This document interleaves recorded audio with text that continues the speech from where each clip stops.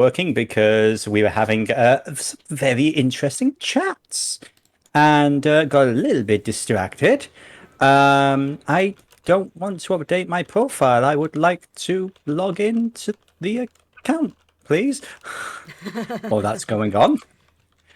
There we are. There we go. Nope, that was the wrong thing. There we go. But yes, we basically, for those of you who are on the Discord, I believe the Discord is public, and you link to it through your Twitch and your YouTube. Is that not correct, Stream Mistress? Yes. We are now going to be announcing any, like, major events, like new games that we've got coming up, what the stream schedule is going to be for the main games and everything. That will be in the announcements tab at the very top. The whole impetus for this, I believe, is because now I do not want to misspeak because I have done that before, but there is a rumor, a theory that we may or may not be doing something special this Saturday. Is that correct? That is correct. Would the great Sephi Wolf like to explain what we have planned for this Saturday? Yes. You know how successful the recent Vox Machina versus 99 one-shot was? Yes. Well, guess what's going to happen? Battle Royale, 2 characters each. And a couple of surprise bosses showing up at the end. A secret. What is this? Oh, yeah, so to clarify... Battle Royale. Whereas each of our main people who are available on the Saturday will be choosing 2 characters that they have played before. They will be buffed or reduced, depending on the context, to level 5. And then they will be thrown into arena, allowed a short time to RP. We're not going to go crazy with that. And then we will have a PvP session. Now, I'm aware 5e is not balanced in any shape, form, or fashion towards PvP. This is just for ridiculousness and nonsense and shits and giggles as the reason we're doing it. Yep. What if I don't have a second character? I'll be cheering Kubur on. I've also shared the little bit of artwork that I put together because we were basically, this was something we were considering a little while ago. It's actually something we've been thinking about on and off for a little bit. So very excited for this, but I am going to be playing Cerna, the elven girl that I play on Saturdays, and also for the first time in forever, bringing my insane fallen Asimar heirs. So the 2 pyromaniacs back to back. It's going to be fun. I think we'll leave So the that's rest of the cast as a surprise. You'll just have to tune in to see who else is there. What if I don't have a second character? We will make an exception for you, Cream, and allow you to make a second character that you may or may not possibly play in a future campaign. I have had an idea for the second character in a future campaign. It's just I'm waiting for the moment, and if I ever decide to roll up that other character and when it ever hits. And I technically had that one shot that one time, but that was a monstrous creature, so don't even count. But that's going to be this Saturday for those who were down for checking that out. In the meantime, though, if everyone has their Sirenscape up and running, because the DM has had it playing ever since we began. Honest, I am prepared. Are you prepared? Dennis, how could you forget such a simple thing?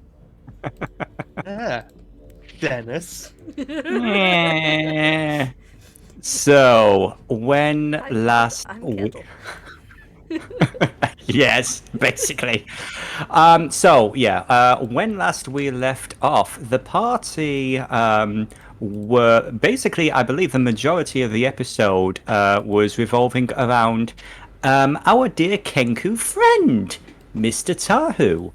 Tahu was trying to uncover a little bit of information in regards to all these mysterious, forces, entities that have been crossing his path lately. Words like Senja, Kahaya, trying to find out some context for what all this is. And in spite of failing 3 rolls back to back, he did at least get some context for what those words mean. That a very, very, very long time ago on the Voarcel, the Aboleth, the first race, ruled. And then beings known as the Senja showed up. You didn't say that last time.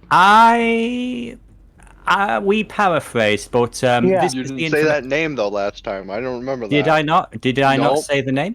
Okay, well. Yeah, I don't think I picked up on any of that either. I don't remember that name at all. So. Okay. This is the information that Tahu now has.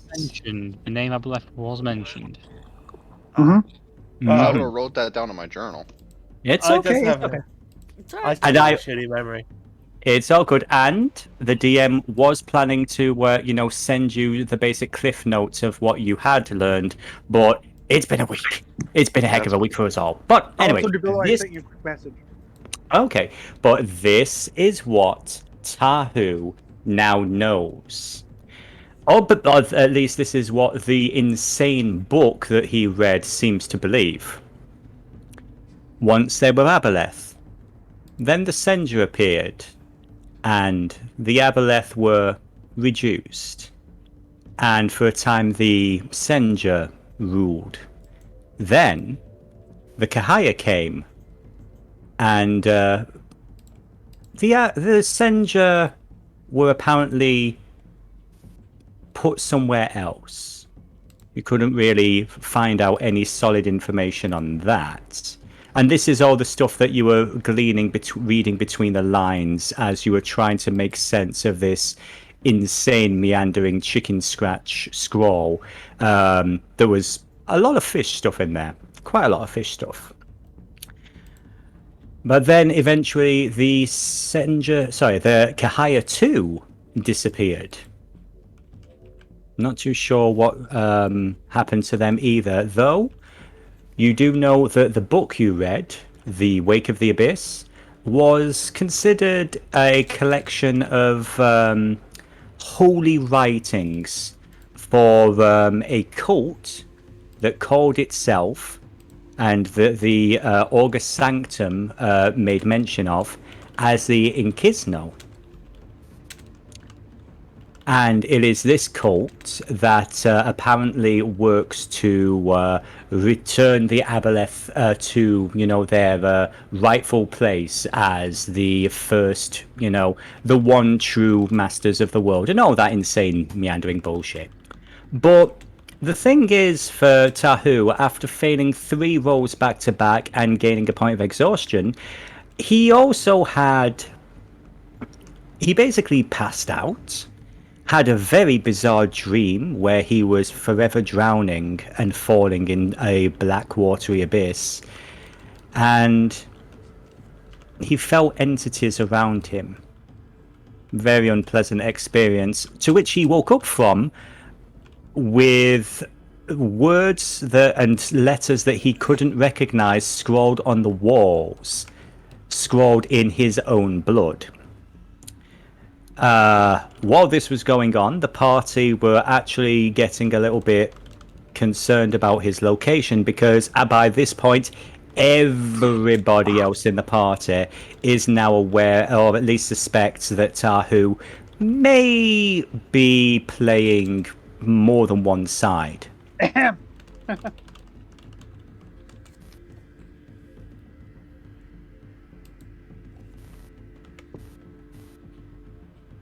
No? Okay. Oh, what? I was just saying, was there something you wanted to add to that, D? No, I think she was just heavily implying that it was for the Lady of Salt. Ah, okay, I got you.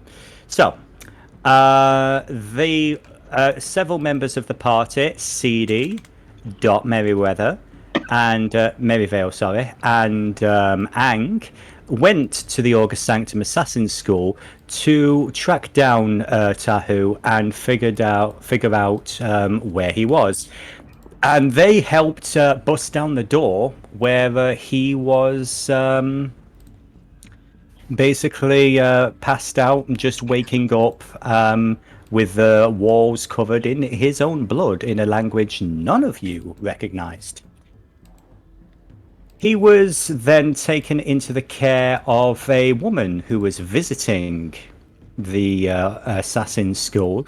A woman none of you recognize. However, this woman was apparently in possession of the rubbing that Sir Icrius's sword, had all the basic celestial script on it and the word Kahaya, which in part kickstarted this whole thing.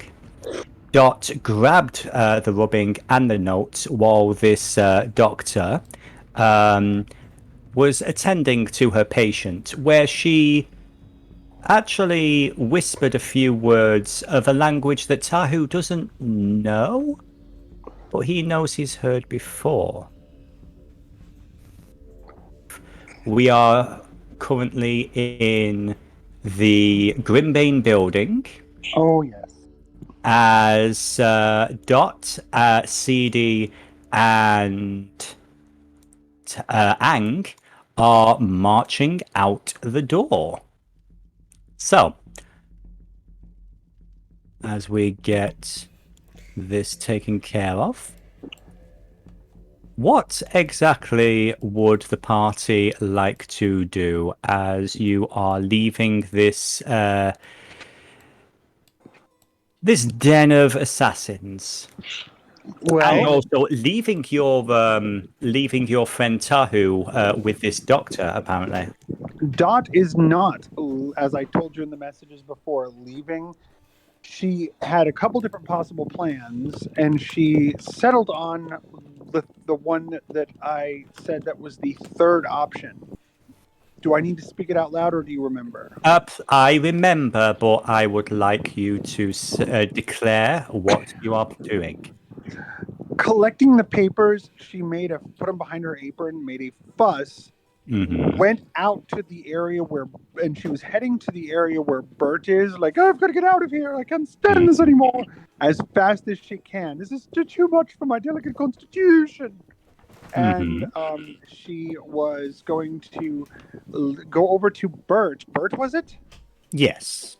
Bert, and say, confidentially, Bert, and on her way there, she was gonna do her level best to go number, what is this? Number, look, important word. Pull them out, and right before she got to Bert, take a couple of seconds, just very fast, as she's setting it down for Bert and saying, confidentially, these were just lying around unguarded. I know they're precious documents. I encourage you to turn them over to the appropriate parties.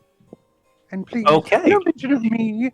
And she tried to get what she could, and then she's going to pace around, waiting for Tahu. And if Tahu doesn't come back soon, she's going to go find Tahu again. Now that she's shown something important about herself that she wanted to show. Okay, there are many steps to that. Frux, you first, my dear. Did I hear that right? Dot just gave all those notes to Bert. Okay, I'm hearing myself. She's trying to do that. That's what her intention is. Whether she succeeds at that circuitous path is yet to be determined. Yeah. Also, is the game paused for anyone else?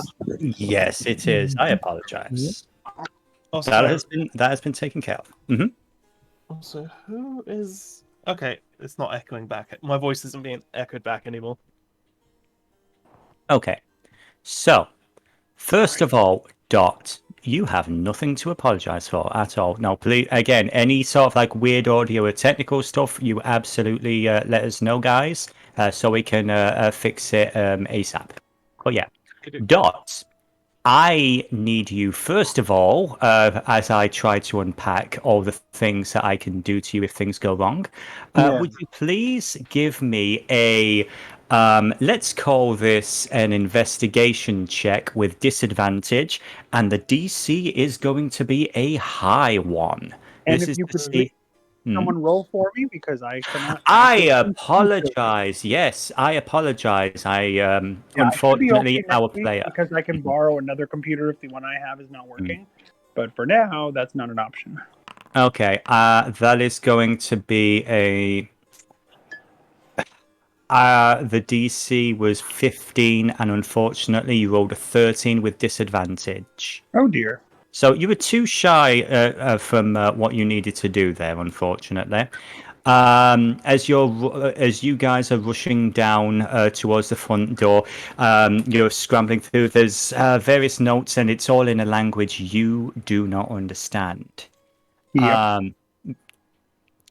There's unfortunately, you have seconds, and you would need to stop and take a moment or two to read this, and you are not doing that, as you said. No, she is determined to handle this properly. Okay. You then head through the entrance hall, and you find yourself in the reception lounge, where a slightly concerned Bert is looking around the corner towards you as you head through the door. Oh, Bert, Yes, these documents were just lying about. I took what I could, collected them together, and I don't know who else to give them to. Everything up there is chaos, blood, destruction. It's so. My gracious, it's too much. Right. You probably don't want anyone to know that you've seen anything that's in here. We kind of confidential. And he respectfully, but almost panically, tries to grab them off you. Oh no, that's why I was coming to you, was to give them to you. Couldn't you tell? Yeah. Look, I'll just say these were found somewhere. You don't need to. You probably don't want anyone knowing you No, I were. wanted to know that I retrieved them because I care about the doctor and the little goose and all of Give with that little addition, I'm going to make this a deception with a disadvantage. Yes. One of them, my darling, was a nat 20. Okay. But we are talking disadvantage, and the other is a 9, and he just sort of like, you've ever since your Bert encounters, Bert knows. Basically, he's just like, I would say this Seedie and Ang. I would say both of you looking over Dot's shoulder, or technically around it, because Minotaur, you just see this really exhausted sort of really expression cross this guy's face as he's looking at Dot. So it was like a pleading look. Well, fine. Say what you like. She'll know I was here. And then she tips her hat and walks out. You have a good day, Miss Merhill. And he's just really defeated, just like slumps down. Okay. Dot has decided that the chaos that happened in the same night she arrived is enough. Mm-hmm. So, Seedie, Ang, is there anything that you wish to do in response to the whirling maelstrom of activity? Well, Seedie is just going to just hurriedly make her way out of the building. Mm-hmm. Yeah, same with Ang. He's just leaving. Yeah. Good night, Bert.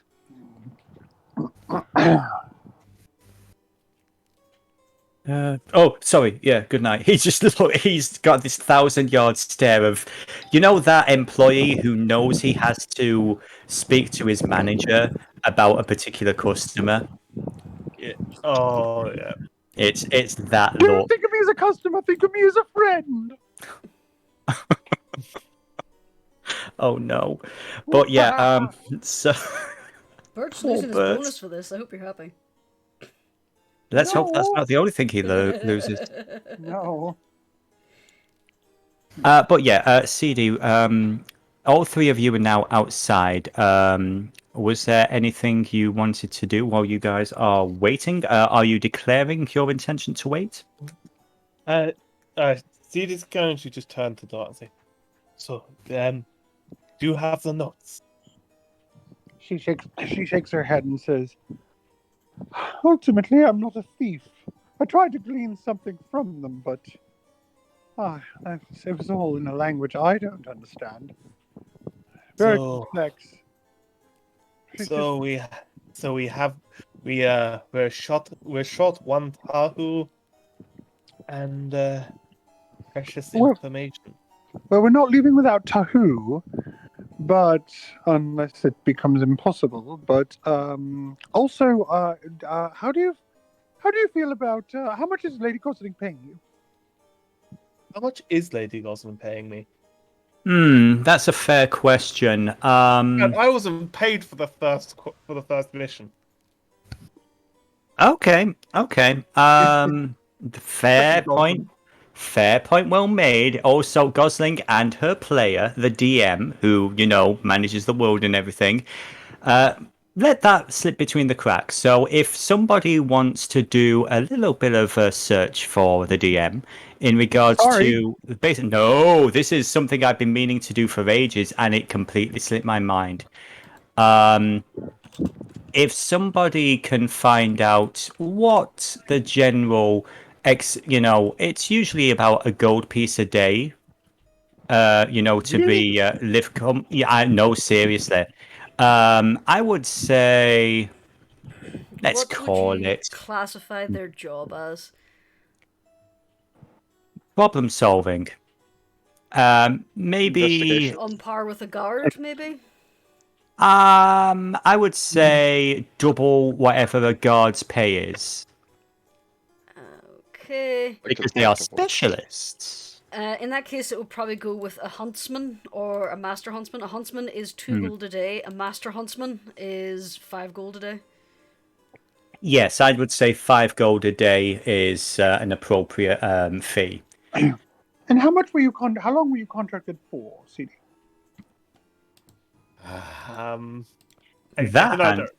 Now, to be fair, it all depends on when you actually started working for the August Sanctum, because you've not quite announced publicly how you cross the path of this organization or your motives for doing so. However, if we're okay with putting this in stone now, if you can add it to your notes, Frux, I would say 3 months. You have been with them for about 3 months. How to bring up my notes? What you do is you head over to the journal tab, which is on the right-hand side of the screen where it says journal entries.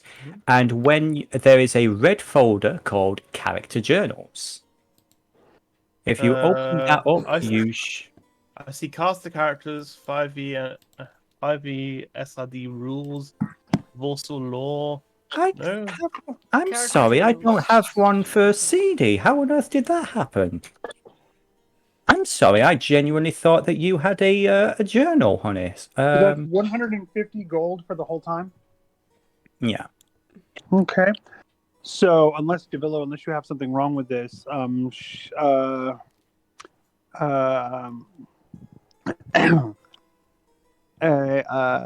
that point, Dot looks over at Seedie and says, it's 150 gold. I assume Seedie says, right? Mm-hmm. Tells her, right? Is that right, Frux? I don't know. What about my attention split because I'm trying to. Oh no, I'm sorry. Dot was just asking how long you worked for, and how much you get paid. Did you tell her that?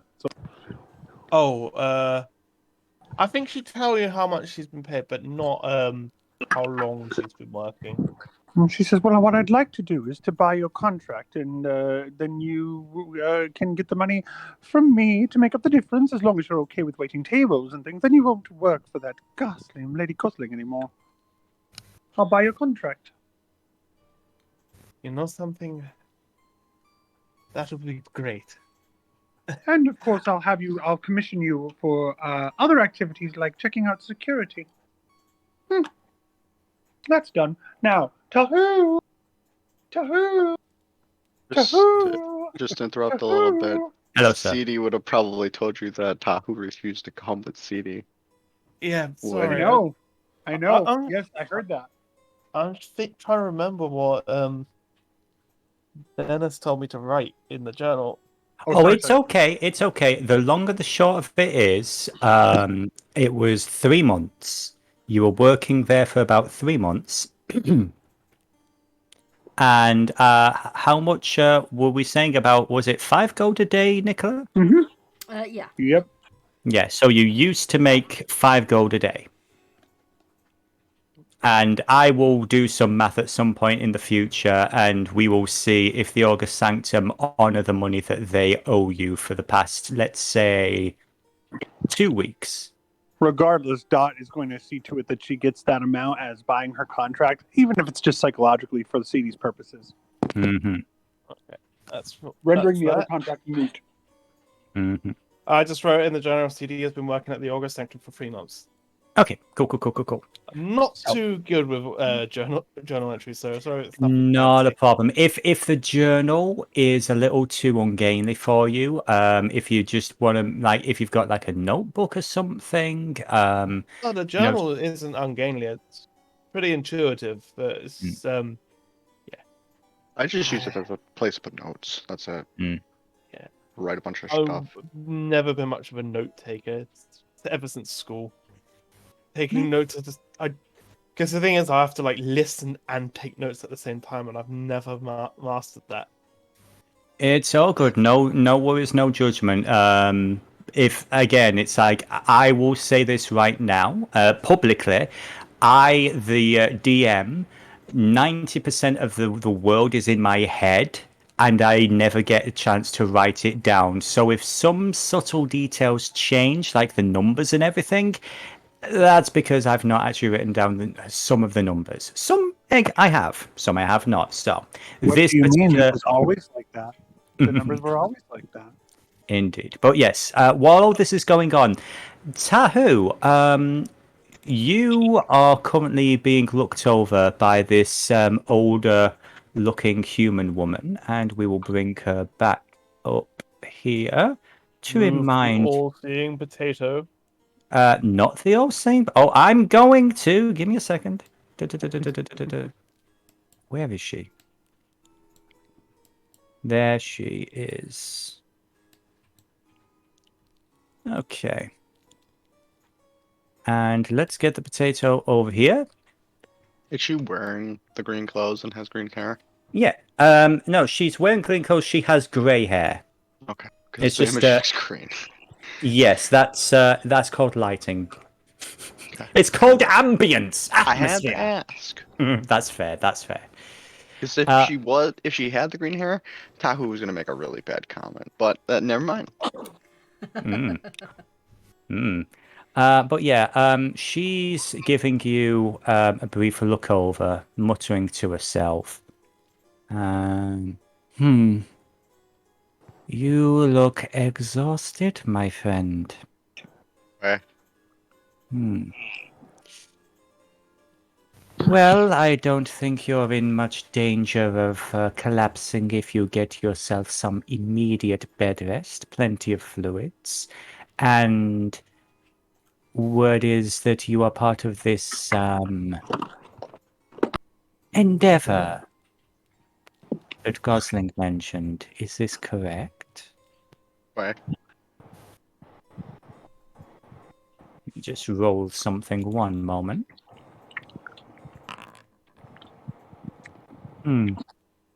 Indeed. Well, I would advise, as a medical professional, that you take it easy for the next 24 hours. Have some rest and relaxation. Try to avoid. She glances around at the walls covered in blood. Stressful situations. When you are finished with your relaxation, if you are interested in this, and she points to the scroll on the walls, I can teach you if you want. Until then, she steps to the side. You're free to go.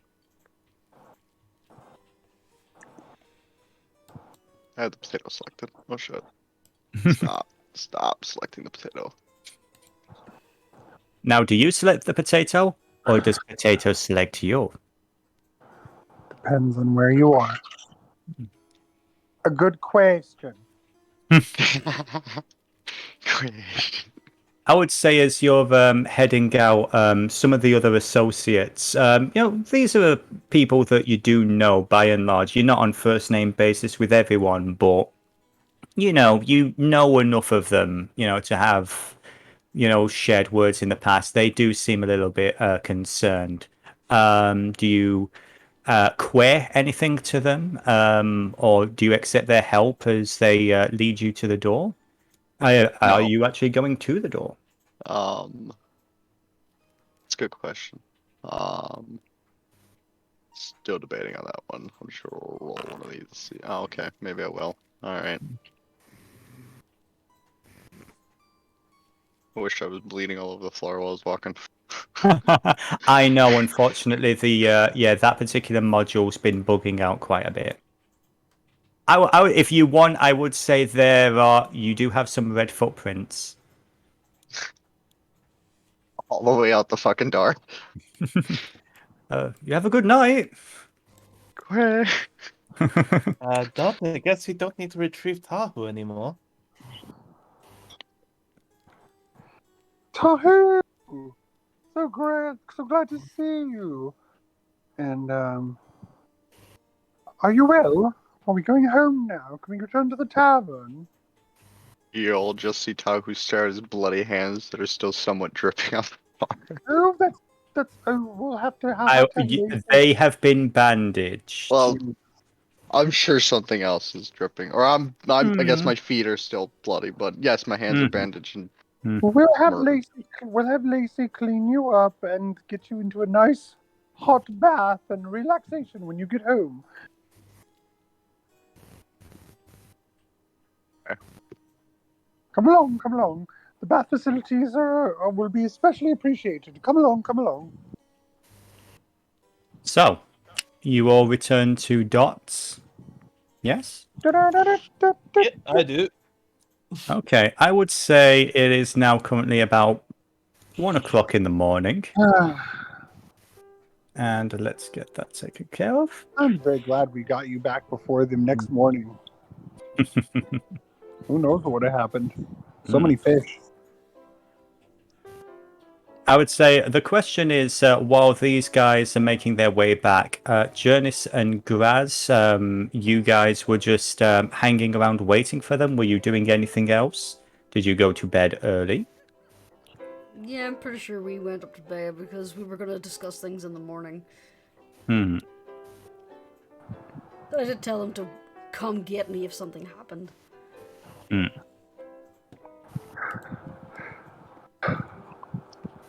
So, you guys make it back to Dots.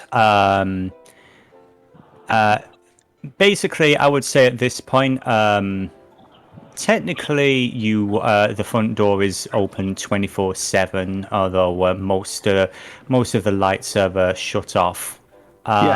It's a very quiet and cozy version of this warm, friendly tavern. I assume you lead Tahu to a nice, comfy chair. I'm going to send you a message, and Okay. It's important. So go ahead and do something else while I get it, because I was writing it as we speak. Seedie, Ang, are you exchanging any kind of looks or anything? Oh.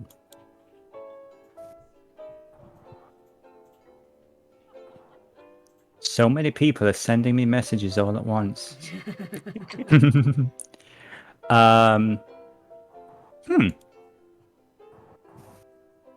Okay, slight sidebar question. Everyone can see the full screen, is that correct? You're not seeing only a little part of it. I'm seeing a fireplace section with 2 armchairs to the left and a table on the right. Hmm. Is that the whole thing? There's a shield above the fireplace. Yeah, you should be able to see everything. For some reason, Oh, there it goes. Oh, okay. It's been super laggy for me. Ah, gotcha. Okay. Well, yeah, Seedie, give me a stealth with advantage. Okie dokie. That should not be an issue. So CD excuses herself while Ang and Dot hang around with Tahu. As for your question, D, in regards to the facilities, yes. Yes. So Dot preps some like birdie gowns, some gauzy bird or some like down like the equivalent of a robe, but for specifically for an Arrocakkra. She, has large sizes and small sizes and everyone in between. And so she takes Tahu, if Tahu comes willingly, does Tahu come along with her when she says, "Let's get you cleaned up"? Who does not? He does not. He does What does not. Tahu wish to do instead? Yeah. Who prefers to do it himself? Oh no! She is trying to direct Tahu to the area where he can clean up. Oh. She's not doing it to him. No. Dot just seems like that type of person to be so motherly about it. So. No. I mean, that is fair. I'll direct you. To I'd the love to facility. see that. Yeah, no, God, he's an adult. So it's Tahu like, will follow in that case. yeah, then it's like, jeez. And he doesn't need that kind of, caring for himself. So she takes him there, and what it is it is a lovely Arrocakkra bath area, meaning it is a fountain with little sitting area or standing area and little sprinklers going off in different places, designed specifically so that Arrocakkras can get themselves cleaned up in that unique way that Arrocakkra feathers need. And it is, and Tahu is a Kenku, but still got feathers. So she's using the Arrocakkra bird. She's like, I hope the facilities will be amenable.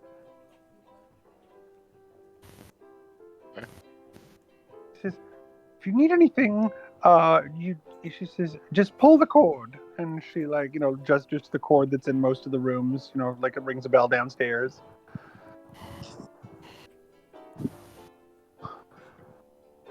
And she excuses herself. It's a bird bath, basically. Yeah. Okay. I would say you're able to do what you need to. You're still going to be exhausted in the morning, but if you do make use of the facilities, they're not bad. It's comfy, it's cozy, all scented soaps and everything. It's pretty relaxing, very aromatherapic. There's also soap dust because sometimes birds need to clean themselves by throwing dust on themselves and then flipping their feathers to get all the stuff off. So there is the soap dust as well as the regular scented soaps, because that's the kind of care that Dot takes with her customers. That's good. She spends all the money she makes on the hotel. So while that's going on, Seedie, would you please give me a dexterity check see if a dex check to see if you can do what you're trying to do without leaving a trace. A 13. Now the. Can I do a sleight of hand for that? I'll allow sleight of hand. Actually, what would your sleight of hand bonus be a little bit higher? Yeah. Oh, okay. And what would you have got if it was sleight of hand? Let's see. Sleight of hand. It's a plus 11. Okay. 11 plus 8. Yes, I'd say You think you've done a fairly good job. Quick, simple, and hopefully effective. And almost impossible to spot. Now, is anybody informing Jurnis and Graz of the developments to the Tahu situation? Ang or Seedie or Dot?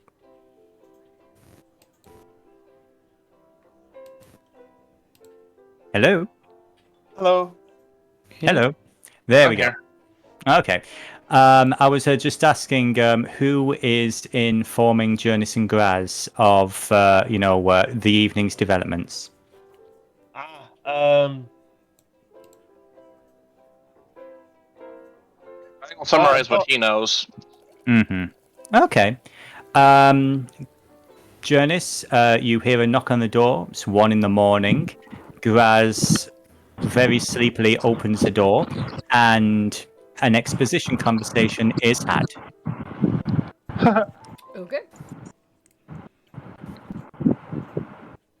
An exposition. Thank you. And cast exposition. It was super effective. You drew bloody symbols on the wall. Yes. And then I would proceed to describe what the symbols looked like. Okay, Ang, give me a history check real fast. Also, I think, a slight sidebar, D, I think it might be, your phone might not be muted. You might be on speaker. I'm assuming you're using the oxygen machine at the moment. No, I'm good. Oh, okay. My apologies. That was an assumption on my part then. No worries. I was muted for a second because I had to stand up. Okay. That might have been it. No worries. It's all good. But yeah, with an 8. Yeah, Ang, it's difficult to really describe them other than like weird looking symbols that you've never really seen before. You can probably jot down a couple of odd shapes of what you think you might have saw, but it's basically trying to... it's literally trying to write down a language that you've never seen before. I would say, Jurnis, if you want to give me a history check with a severe disadvantage, you could maybe try and place these things. Caw. Metagaming pigeon. That's all I'm going to say. Okay. Unfortunately, the 19 was good. Unfortunately, I'm taking the 5, and you have no clue what this is. Dang. Obviously, it is some sort of demonic scribbles.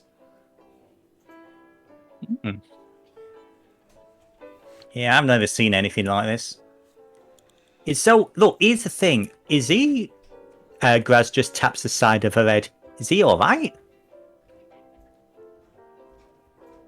be honest, I'm not sure. I assume you have someone watching him now. We.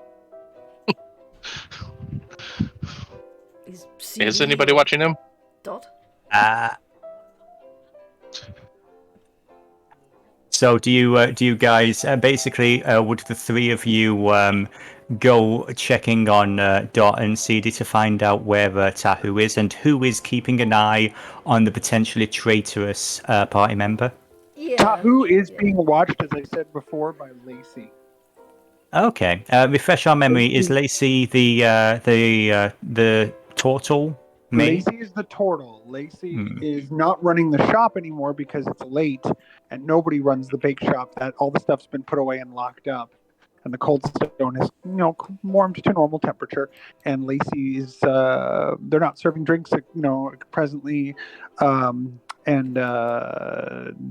given that there's not a ton of people, and Lacey has been assigned to look after, make sure that not to spy on Tahu, but to make sure that Tahu gets all the attention necessary for someone convalescing. Mm-hmm. That is the information that Dot gives you when you eventually find her. That seemed like a lot of words to say your turtle was watching him. Also, Jurnis is noticeably tipsy. You know what, for the fun of it, give me a Constitution saving my throw. gracious. Saving through?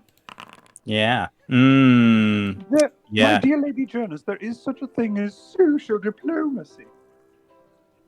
There is also too early for this shit.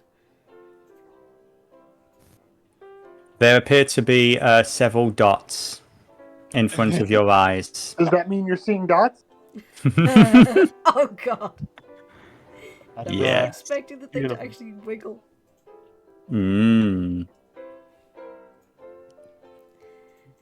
I love some of the toys in this program. Mm-hmm. But anyway. How many fingers am I holding up? Purple. Yes. Well, it If she'd depends rolled a how much you 1, take off yes. that man. But anyways, Seedie, I'd say at this point that you've joined the rest of the group, having done what you need to do. Yeah. So, right, so here's the question. What do we do now? I mean, do we just let him rest? Do we wait until the morning? Do we jump him now? Does he never come out with a bath alive? I mean, I'm not suggesting anything. I'm just putting things on the table. And importantly, how do we get this potion in him? Well, if I already we're told you. Sorry, cleaning go him up, he's likely to be hungry, so we could probably put it in a drink and offer him a drink. Well, that's the thing. Maribel said it would dilute the potion. No, I said putting it in the cookies would dilute the potion. My plan was to make us all warm malt drinks. We could. Everyone's going to drink theirs. What? Yes, I was going to say, after he gets his bath, we could bring him out, act all concerned for his safety, offer comfort and cocoa. Yes, and if I do say so myself, I've made sure it's irresistible.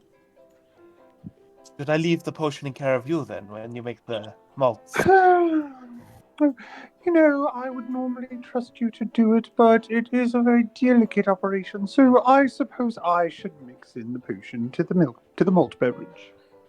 To be fair, I have never so much as made a coffee before. Okay, so to progress things along a bit, unless anybody has anything incredibly important they wish to do in the interim, we will say that Tahu has a pretty good soak, is refreshed, and is directed to join the rest of you while you are having a nice, relaxing drink.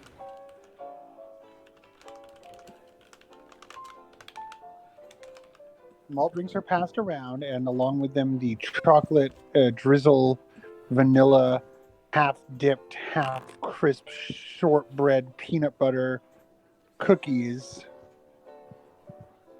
that were there, and you know they're good protein. They're peanut butter, and they're also given to Tahu. Tahu's is sprinkled, as I said with last time with Icrius and Tahu's birdseed. Mm-hmm. Tahu with your A six. little bit of mealworm. What? Who's wondering why the fuck you guys are all awake? Yeah. Yeah, I wonder why we're all awake. Because we need to discuss what's happened with Sir Icrius. Yes. What? And this is in the meeting room. I would assume everybody comes to the meeting room, right? This is the first time Tahu's hearing about Sir Icrius. Precisely why we're using this ruse.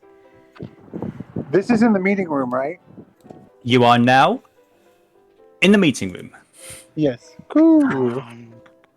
Yes, we appear to have run into a complication.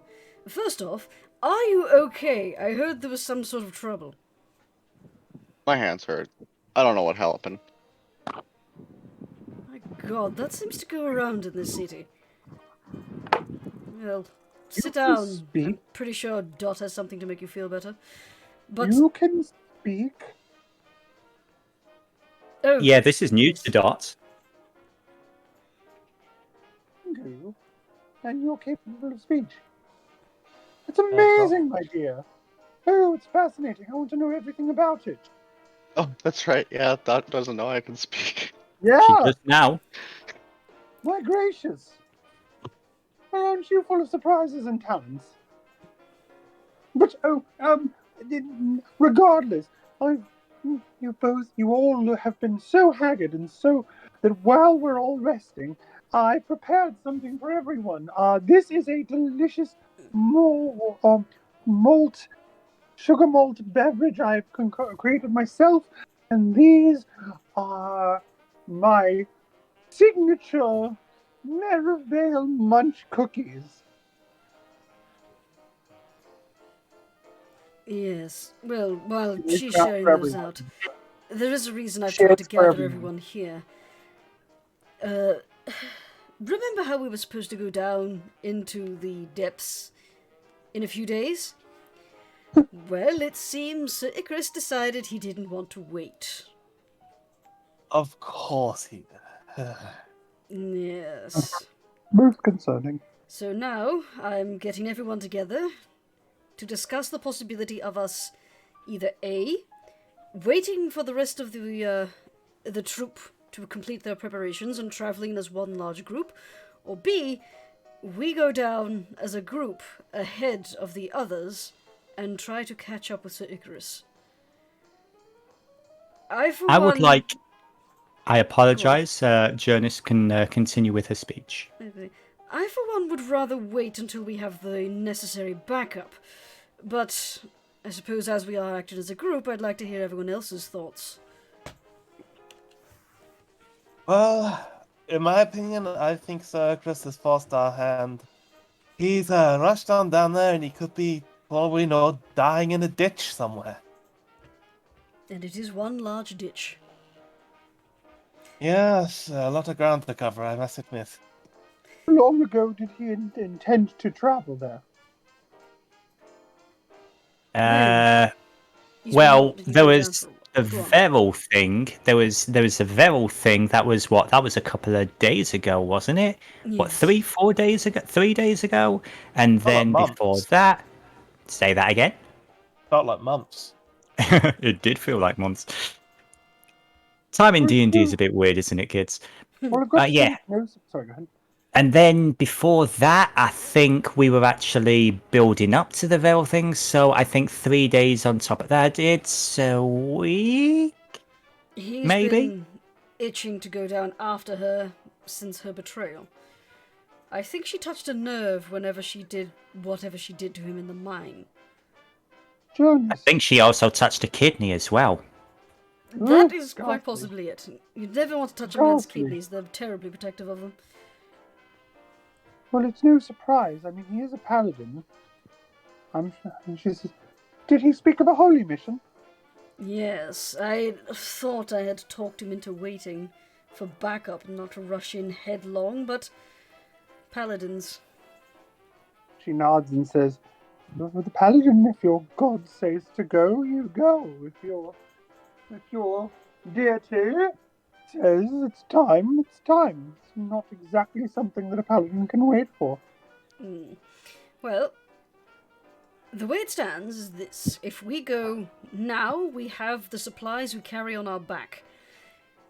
If we wait a little while, we will have the support of another group, including more supplies to go around, and quite possibly would have the time to liaise with another possible ally who is experienced in the Underdark. The kobolds. Now, I would assume Dot knows that the kobolds being allies would be a big, good deal for that. Would I be correct that she knows that, given her past? Yes, I think that is. I think that's fair information for you to have. I honestly wouldn't recommend going into the Underdark without the assistance of kobolds. If we have to wait for them, And I'm Well, It afraid we have sparks to wait. Tahu's interests. Even if we have to rush, we could head immediately to them and ask them to lead us post-haste. That seems like a reasonable idea. Assuming says, they're prepared.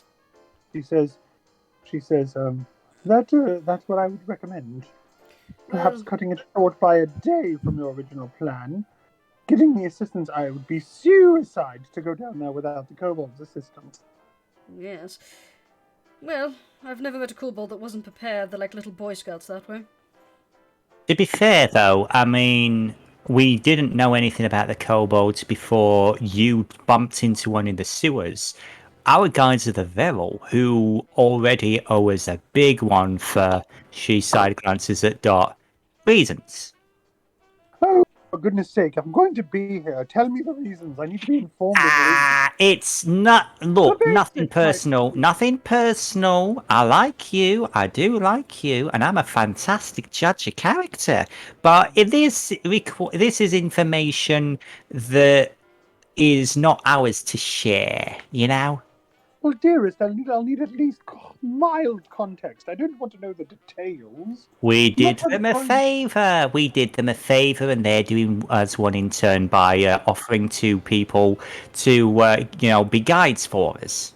And then she raises raises her hoof and says, her hoof hand, and says, "Nothing illegal." No. No, Let's I just don't say think so. we helped a few Vero politicians cover up a source of potential embarrassment. But nothing illegal. Nothing illegal, just merely embarrassing. That is acceptable. I know what it's like to have an embarrassing past. But anyway, we cleaned that up a little bit, and they owe us a little favour for that. But the kobolds, I believe, are friends of the Veril. So... I apologise. I didn't mean to do that in the Graz voice. Dot. I'd say, I'm so sad that Skullface isn't here because Skullface would definitely give you an answer to that theory. I'd say Ang and Dot. Tell you what, Ang and Seedie and Dot. I want history checks. Dot is going to get a higher one, and again, I am going to roll for Dot. Thank you. Yeah. Unfortunately, the DC was 15, so neither Ang nor Seedie would. You know that there's something with the Veril and some of the other races, but you don't. You're not really locals. You've lived here a little while, but you don't know all the ins and outs. Dot, you've been here long enough to know that the Veril and the kobolds, much like with the goblins and some of the other groups, they're not the best of friends. There's trading. They're not openly hostile like maybe the kobolds and the goblins are, but the kobolds are a little more on the outs with the city in general. There's a reason that they're stuck relegated to working in the sewers and not guarding the city from horrors below like the Veril are. And she says, in that case, yes, well, the kobolds are going to have a harder time. The others are going to pickle them a bit, but I personally think this is a wonderful opportunity for an exchange program to learn to get along better. Maybe not something so direct, but in the long run, it's going to be beneficial. For now, I would say we should probably let each other know that they're coming. And I would try to encourage them both to. I mean, if either one of them says no, then we're no worse off than if we didn't ask a group. Yes, well, the Veril owes a favour. The kobolds said they were pretty much ready to help, so if we do decide to rush on ahead, we could have at least count on their help. Tahu, you're Yes. right. Your nostrils look a little pale. You should probably get something in your stomach. Yes. My gracious. How does everyone... I would like to know how each and every one of you... You're all such very different people. I'd like to know how each and every one of you feels about my Maribel Punch cookies and my sugar malt beverage. Yes, well, give me a moment. Just gonna walk over and just gently put her hand on his shoulder. Are you sure you're alright? Yes, I am. Has Tahu had his drink? No. Okay. Just gonna use this. She's gonna give him a tiny cure wounds just to give him a little bit of health. Says, this is what I can give you for now. She fucking crits her healing. Jesus Christ. I honestly just halved my health because of the shits and giggles. Because I did something to myself. I didn't really know. You never said. So I'm just like, half my health. Fuck it. Get something in your stomach. You look a little faint. Oh, who just wants to go to bed? Oh, are you sure you're okay? I mean, what happened there was really traumatic.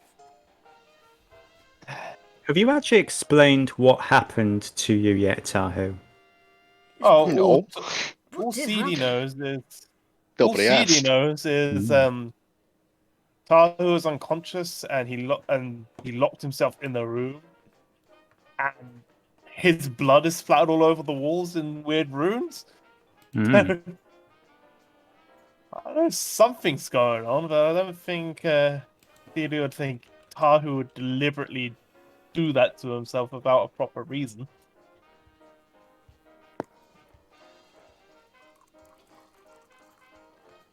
Who's fine? Tahu succeeded the wisdom checks. For now. Okay. Tahu's just tired and needs to go to bed. You have any idea what you wrote on those walls? I was going to say, refresh my memory. I didn't see a wisdom saving throw.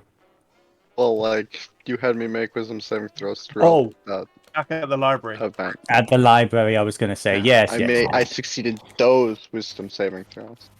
Mm-hmm. Yeah, it could have been a lot worse. Right. So, Tahu is fine. Sure. Air quotes. Mm-hmm, mm-hmm, mm-hmm. Tired. I would say give me a Constitution saving throw, please. Also, as ever, with disadvantage because exhaustion.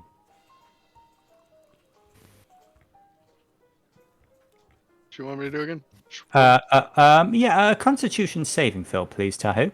Because you're feeling exhausted and wow. There we That go. shit There's the smell. kicker. That smells good. Alright, fine. The dice rolls say I drank finally. Mm-hmm. You guys win. You tried to stop.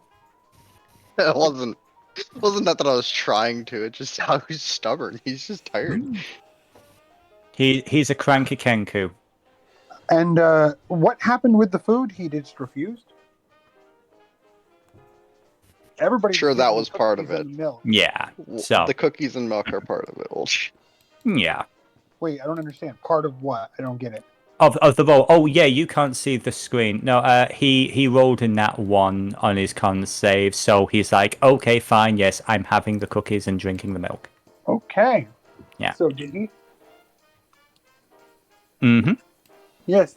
Well, she mixed in the I don't know the rules for truth serum, but a lot.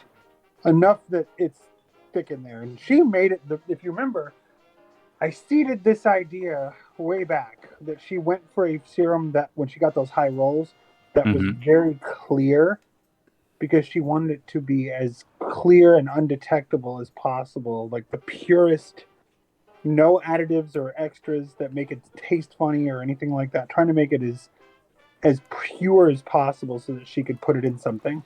Mm-hmm. So okay. And the cookies are not laced with anything. They just, and I got a high bake roll, remember, and so they're like 19, I think I got or something. So they are very well made.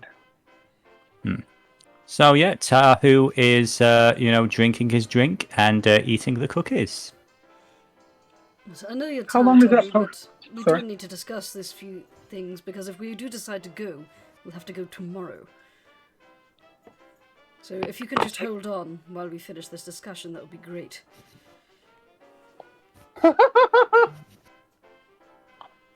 Yeah, Tahu, and if you could stay here for the rest of the conversation, that would be great. Maybe you'll just have to stay a little longer. And if you could drink this truth serum, great. Thanks. The worst part is you guys got me during the exhaustion check time. Mm-hmm. Jurnis is going to like glance over Tahu's head while he's drinking the thing to Seedie and just kind of little flick of the eyes towards the Kenku and back to Seedie. Basically implying that Seedie should probably start asking the questions. Oh crap! I haven't prepared any questions. Dot looks over at Seedie. If Seedie looks unprepared, then Dot is willing to help out. Jurnis does the you. same action to Aang as well. It's just like, okay guys, ask your questions. Honestly, I didn't think I'd get this far. Tahu, how are you feeling right now? Pain. That How seems did you about learn- right. What? That seems about right. How did you learn to speak?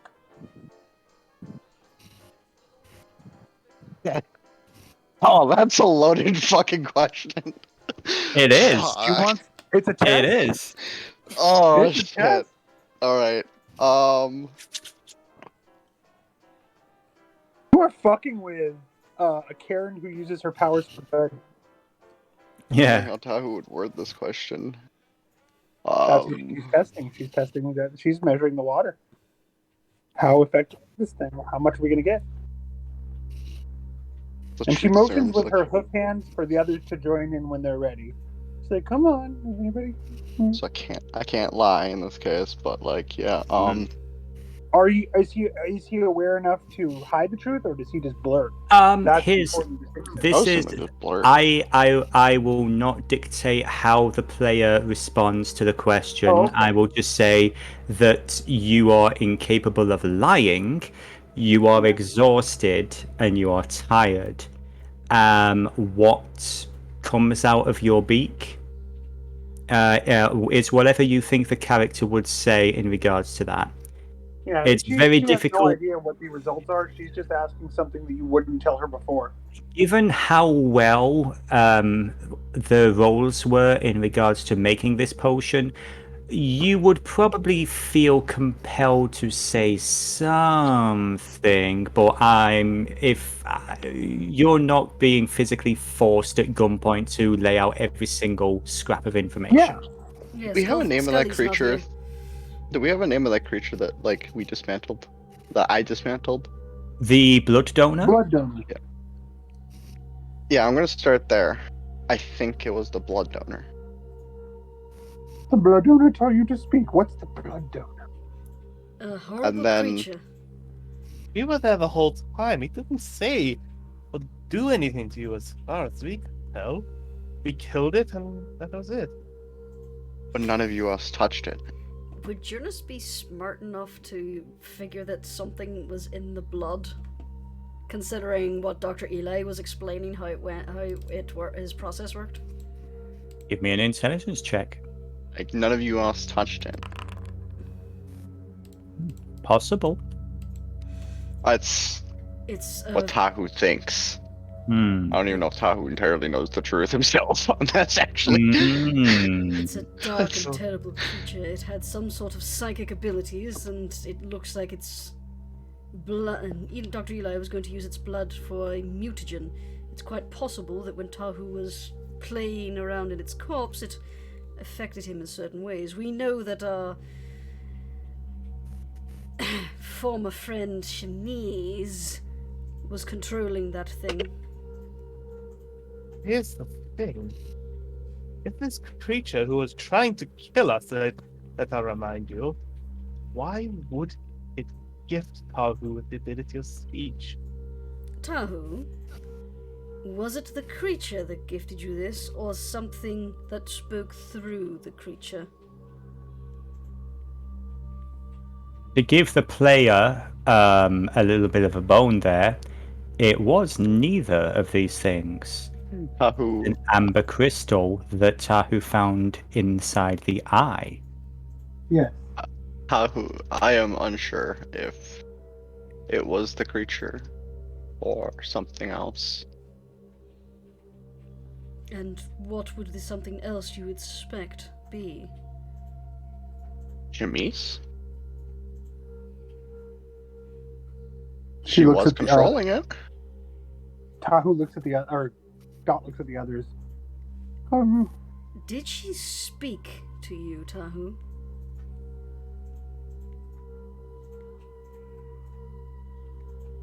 Yes. Jurnis does like, I fucking knew it. Fist bump. Seedie just says, Seedie like shoots a worried look to Graz. Have another cookie, Tahu. What did she say?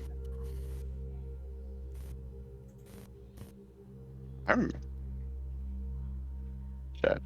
Tahu, I guess, would honestly You at can this point paraphrase, have I'm to not gonna reset put the you on the entire first spot. conversation. Oh wow, No. yeah, yes, because that's a thing. You're a Kenku. Oh wow. So, for the sake of argument, unless Cream Yeah. wants to stop at any point, you guys get a play-by-play of every single conversation that Mazza and Chemise sent, including. So here's the thing: you Yeah. guys now know about the fact that Mazzaina was the quote-unquote mastermind. You now know that Mazzaina is what's referred to as a voidling, that he was created by this race of beings known as the Senja, and that his entire reason for bringing Chemise over here was to try and find a way of releasing his fellow voidlings, which are somehow imprisoned or somewhere. Tahu never had the exact location or anything, but Chemise is basically his weapon, and he's brought her here to help forge her. Well, that was So not yeah, that- in fact, Lordum. Tahu is Kenkus. Chemise Oh my God. is Chemise or Mazzaina listening to us right now? No. And then I'll pull out the stone. I have to communicate with this. Oh my God. What Does anyone know Yeah. what that is? I Anybody apologize. The dungeon master's internet kind of crapped out. All I heard from Frux was, "Is Chemise or Mazzaina?" And then I got nothing. Could I please get a Listening repeat right of that? now, and Who said response is no? No, and then the stone. Mm-hmm. Stone Hey. now. Can you take a half a second? Jurnis, you've got Yeah. some people you need to ban in your chat. Oh, goddammit. Thank you for pointing that out. No problem. Oh, have we got some robots? Yeah, Or Yeah. some Some Some bots. bots. bad bots. I'm very tempted just to promote our resident ship poster to a mod, so I she can would help have the out too power if you to need. ban people. Who is this? Bots keep trying to pop up. I can help out too if you need. Yeah, sure. I'll sort that out at some point, because it can be friendly to make people moderators. But anyway, Jurnis is going to turn to Tahu and basically ask, Tahu, are they compelling you to help them, or are you doing this willingly? I wasn't trying to help them really in the long run anyways. I was trying to use them for information gain for us. Did Tahu talk about how the conversation went regarding, by the way, Icrius is a celestial being now who has awesome powers and do. Did Tahu just explain that he revealed that information to the Voidling and Chemise? Yeah, I said everything. You asked. Oh shit. Every conversation. Yes. Oh my god. For assisting us and getting information. He was providing. The question is, was that useful information, or I'm twisted up on that one. Well, now they know that Icrius is a greater threat than they could have imagined, so they're probably going to rush and put defenses into place. That means Give me an Icrius is walking- intelligence check if you'd be so kind. Okay. Yeah. Yay! you realize basically your internal timeline. You do a little bit of math, and now you realize why Mazina himself, out of nowhere, suddenly showed up and tried to kill Icrius. Damn it, Seedie was just about to bring that up. And with a nat 20, with a 22 of your intelligence, the fact that he didn't stay to finish the job and kind of left speedily implies one of two things. Either Sir Icrius was not the threat he expected, or that united the group were. Well, considering that it ran when it was just me and Icrius chasing it in the sewer, I'm going to lean heavily on the side that we were more than it could handle. And now we're separated. I was hoping studying and finding information could potentially lead to a greater strength or source of something we could use to counter it or fight against it. Well, now we know that it fears us as a group, so that's something in our favor. But now... And your allegiance is unambiguously among us, Tahu? Say again? And your allegiance is unambiguously with us, Tahu? No. Tell me, Tahu, what is your ultimate goal?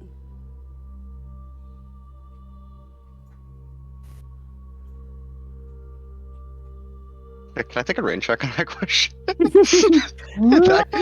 not develop the character background story enough to answer that question. I will allow Knowledge. There's your answer. Knowledge. After a very confused period of time where Tahu's just like, there's a lot of like staring into the middle distance and like some serious soul searching. Knowledge. And would you be willing to trample over anyone, including us, for that goal?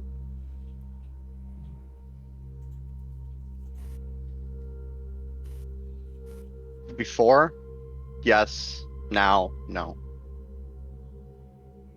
Sure. Yeah. Oh, would Seedie know whether Tahu is aware he's currently drugged? Give me an insight check, if you'd be so kind. Because now that knows. I would say this. Yeah, go on, Queen. If you have. I would assume I know I am if I literally blurted out everything from fucking the conversations of Mazikeen and them. That's not something I would willingly do. Yeah, you're exhausted. You're not an idiot.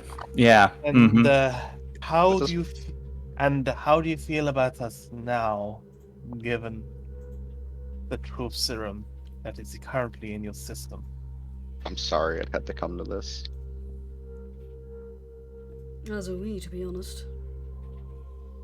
Honestly, from an outside looking in, you can understand, right? Yes.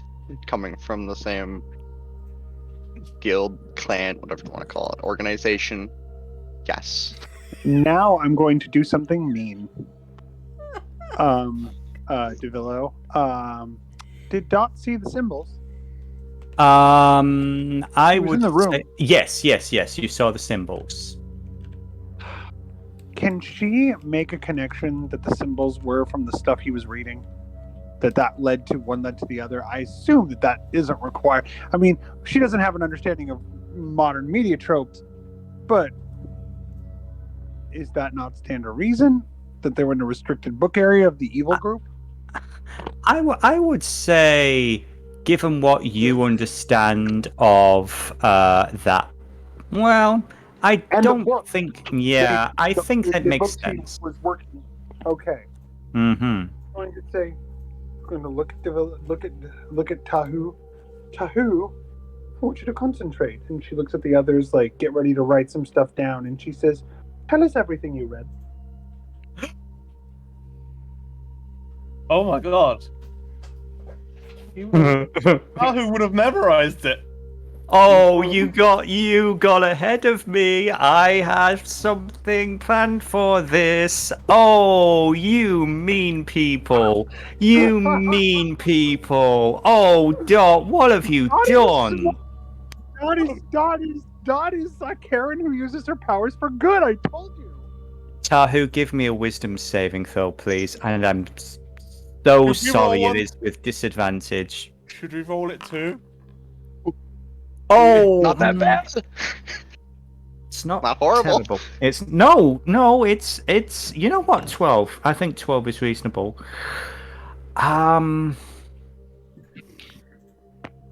Do you provide pen and paper for your associate? Dot was. I told you before that has that room has stuff to write in it because it's for notes and meetings and stuff. So there are scrolls and quills and stuff. That's why she was gesturing a moment ago, get the stuff ready, get it ready to write. You are Now- making a backup of this book. You realize that, right? So here's Dot the doesn't know any thing. better. She just wants to know what caused that craziness. I will Oh, tell okay. you. For that. I will say this for everybody who is in the room right now, which is basically everybody but Skullface and Dog. Well, actually, Dog is actually curled up by the fire. No, Um, you can't make dogs suffer. Oh yes, I can. Dog, Just remember, she's in the same house as you. she yeah. dreams.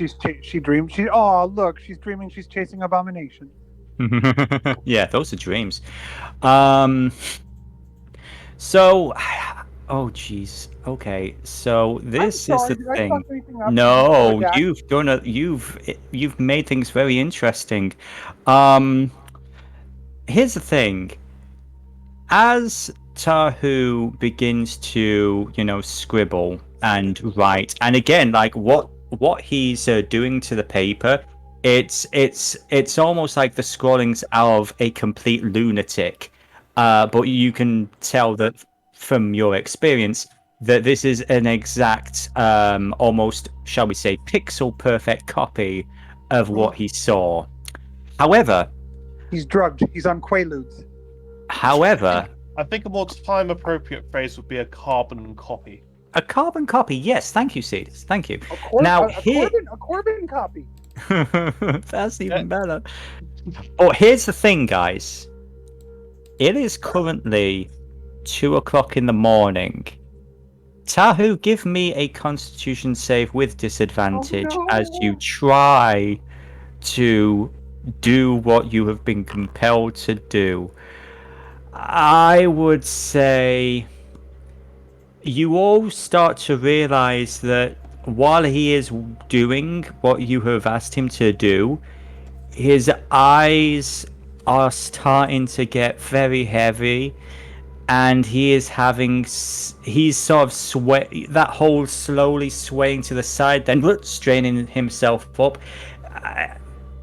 How long do you allow this? Thus, we need some coffee stat. Dot nods. This is important. This is life and death for the city. Tired Burb will have to deal with some of the negative consequences of his actions. She goes and gets a stiff copy. I already accepted the consequences of my actions when I stayed up. Oh, there's more. Checking the first place. Would She's Herod not gonna let him roll? die. She's not gonna let him die. Oh, jeez. Jurnis asks a very good question. You can try. Jurnis will cast heroism on him. Ah, nice. Boister the bird. Okay. Is Tahu willing?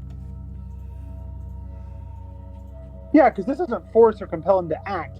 That's why Dot said, "Will you tell us everything you read?" This will help you out, my friend. Pat,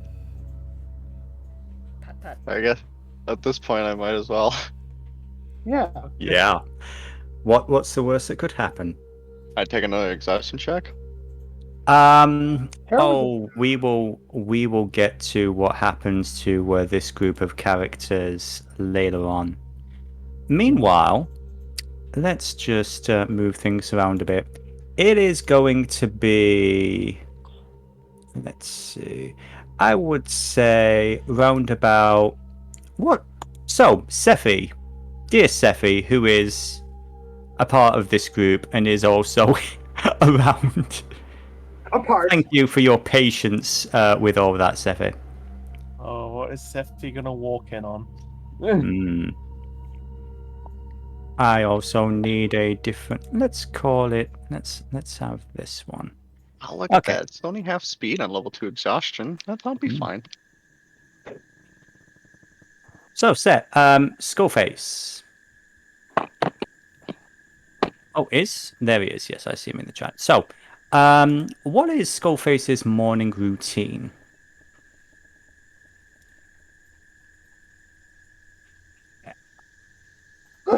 Does anybody hear? My connection's a little bit wonky. Is Sephi there? I hear him. I think he's Oh. AFK or maybe fell asleep or something. I just Oh. messaged him. There's no response. Yeah, no reply from Steph. Oh no! Oh, that's okay. That's okay. Well, as soon. You see, I was going to build a whole bit of tension, to have Skullface, just have his day, his morning coffee, and head on down and witness what Today's he's gonna going to be witness. great. I can just feel it. Yeah. Be continued right now. Yeah, Is this, basically. a bad time to say that Jurnis is probably going to be reading over his shoulder as he's writing? Oh god. Okay.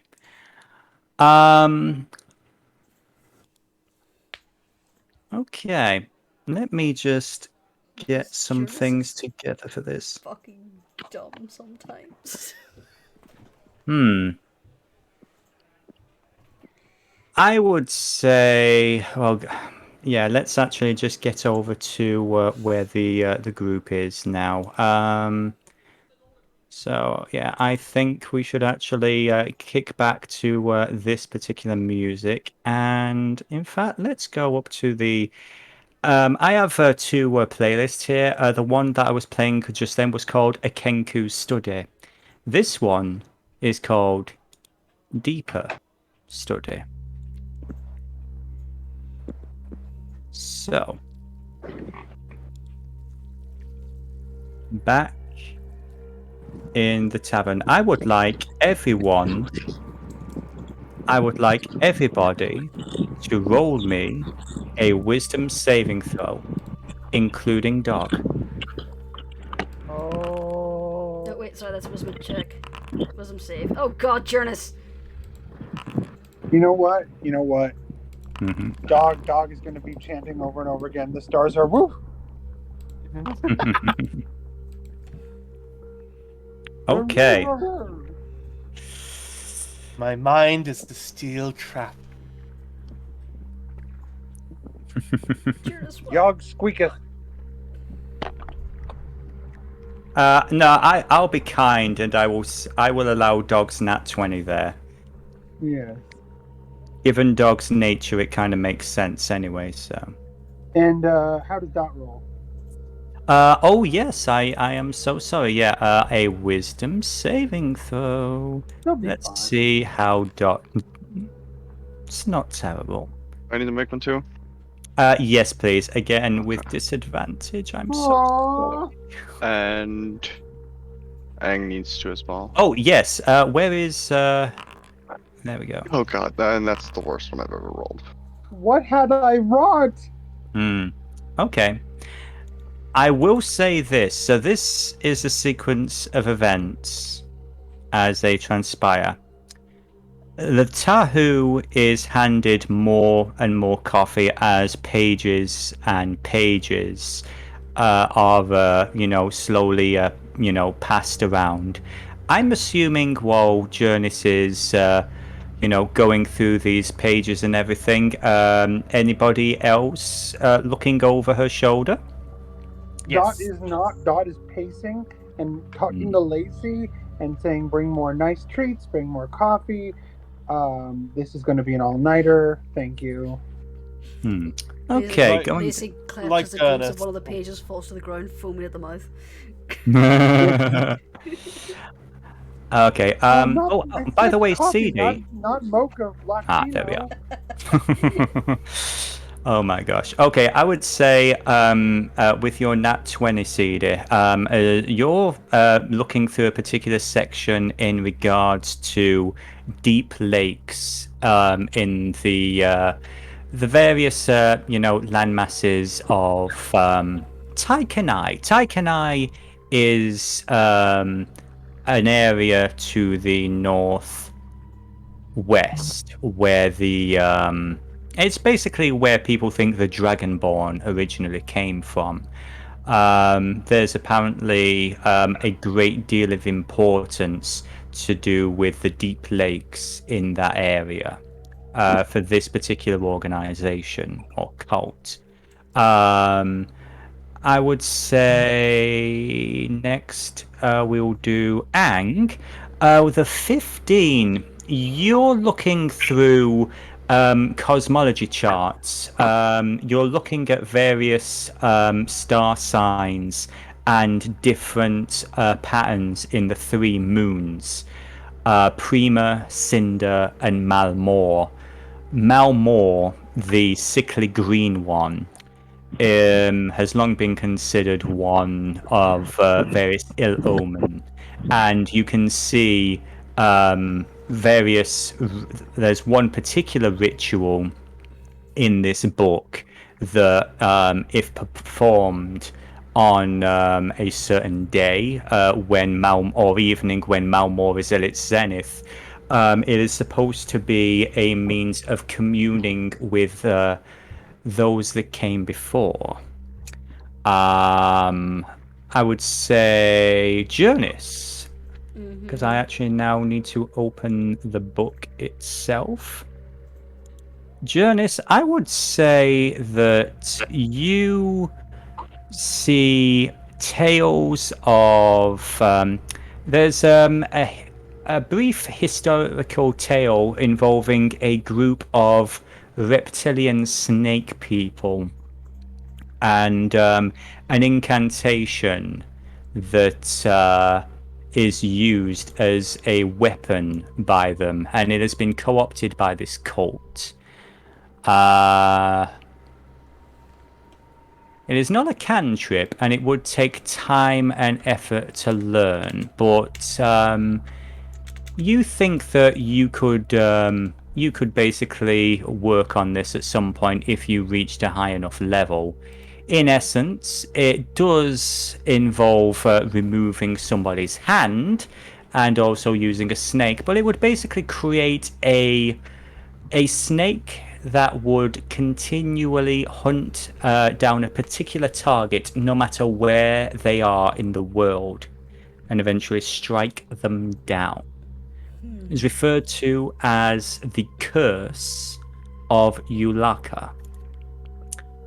I would say who've we not had yet? Who've we not had yet? Dot. Something like that, yes. Interesting. Substitutionary locomotion. I sent you a message, Devillo, by the way. Okay, yes. The DM is reading many things at once. Yes. Well, the thing is with that particular thing, D, is that list would not be inside of the book itself. She didn't ask about the book. Oh no, she did not. No, that is actually a fair point. Yes. I would Will say, you tell us everything you read? Yes, as well as the various pages of the book, there do seem to be you basically have a carbon copy of the manifest that first led Tahu to this book. Basically, certain keywords are highlighted for future use, such as the Senja, the Kahaya, that kind of thing.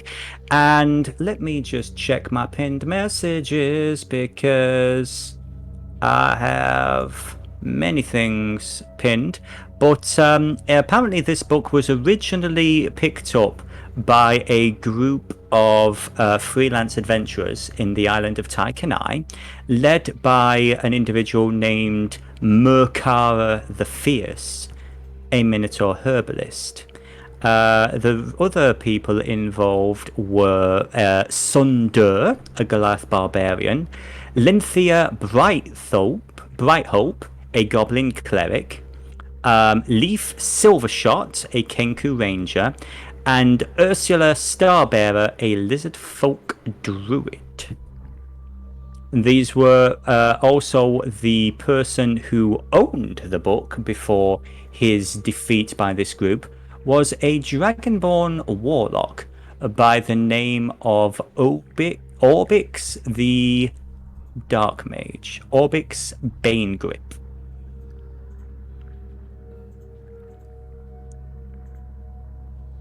Let's see now. And I will say at this point, let's just get the Wake of the Abyss.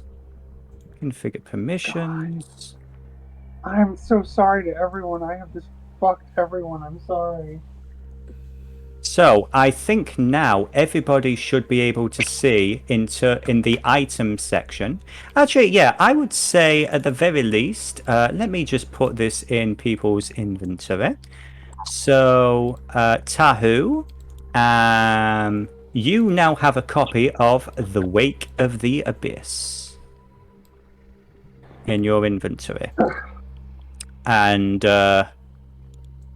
I will tell you what spells and what rituals you have access to.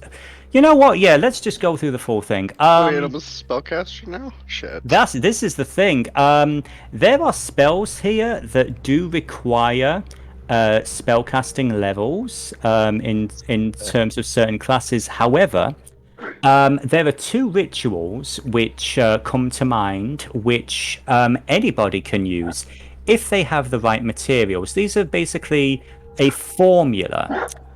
These are 2 spells. One is called Call of the Occult, and the second is Contact Deep Ones.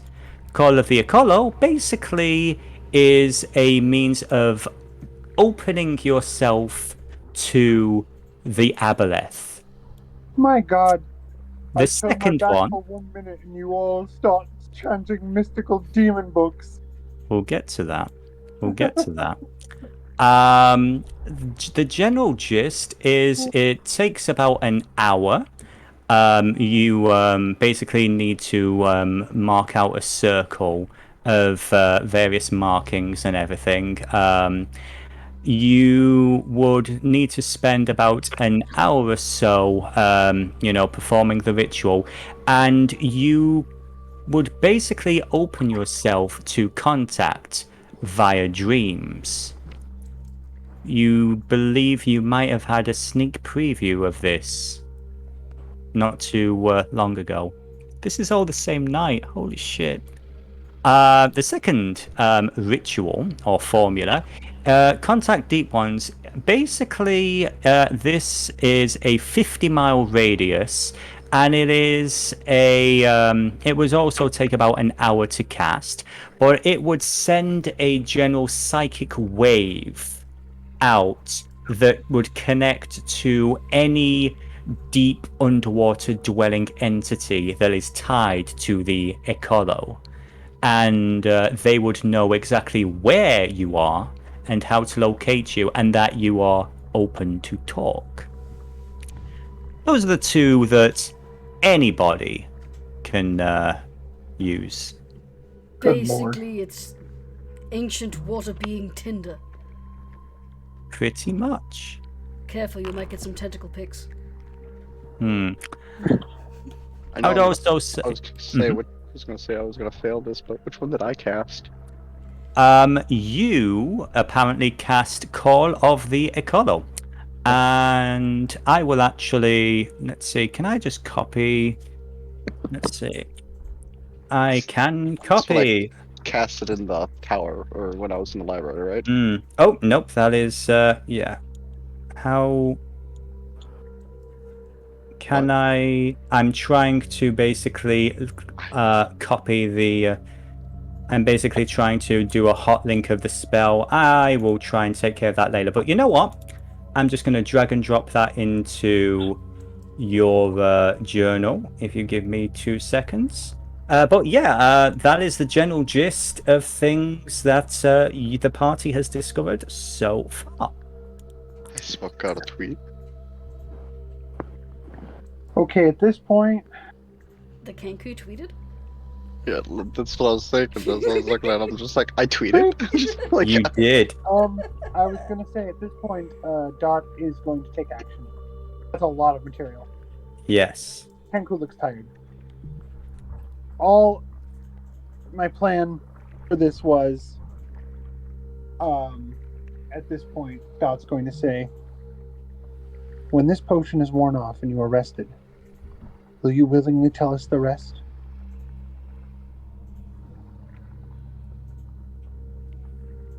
yes. Dot looks at the others and says, I say we let him rest and explore the others when we have time.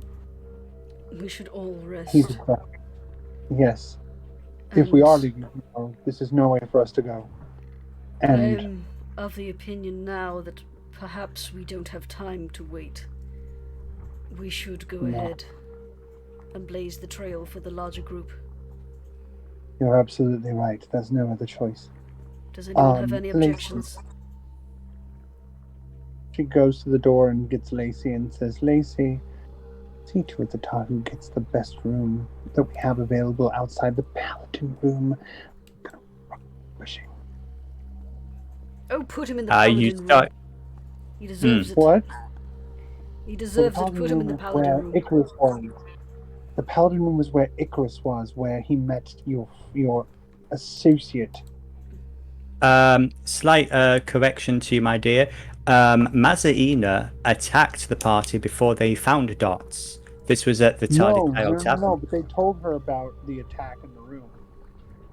Didn't Yeah, they? I thought and they that- told her about it. That wasn't in Dots. Oh, right, place. no, that wasn't the hotel. Never mind. That was the other place. Okay. For Mhm. some reason, I was thinking of the really nice room. Sorry, never mind. Retcon. And she says, then yes, put him in the Paladin room. See to it that he gets care.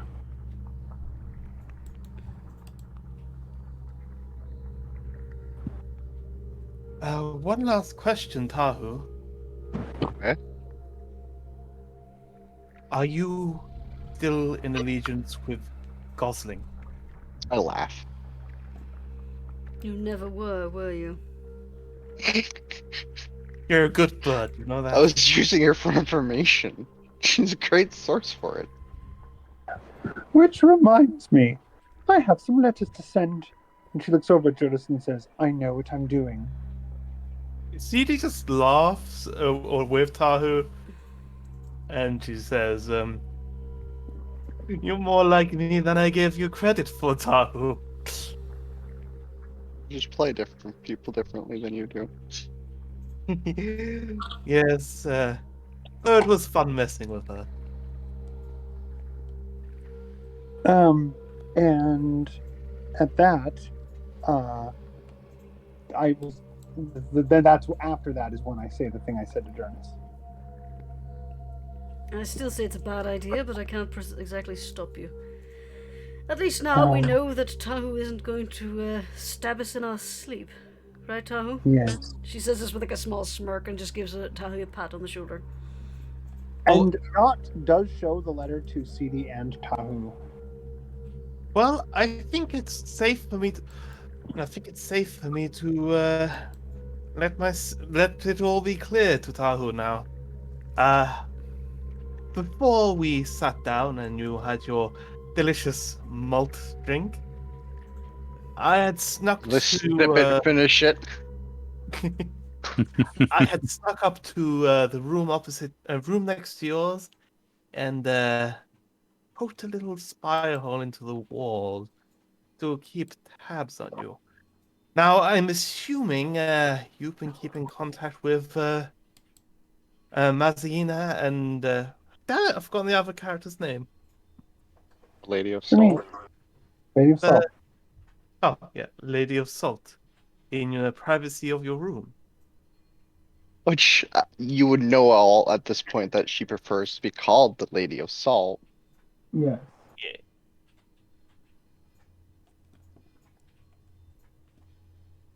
Yeah, she made clear to Tahu that she considers her old name and identity dead, and that would have been, I presume, conveyed to you now.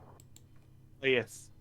Well, I propose, if they are to contact, if Mazine is to contact you, don't let on that we know. But at the same time, would you object to? Would you expect you? Sorry.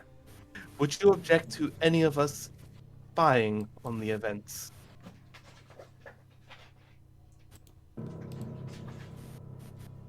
Or would you prefer to relay what is said to us? I would think it would be safer if I relayed. Very good. But especially being the fact that if Icrius is already heading that way, and then they saw one of you spying, they might know, have something up. That is I'd true. prefer to keep my cover the way it is. Well, you're bound to truth right now. Do you think you can move them along? Are you a good liar?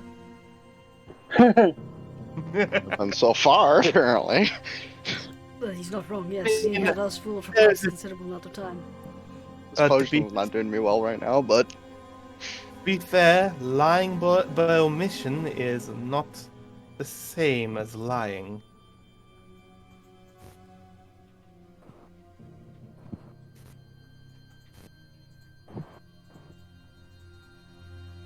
I would say at knowing this the point, other by kind the of laying way, down. it is currently 8 in the morning, and Oh God! everyone here has a point of exhaustion. Oh yay! Do I get And two now? Dot is Yes, going to- I'm very sorry, my friend. Sweet. I choose to Had believe a Graz and brain. Dog are just curled up next to each other, sleeping next to the fire.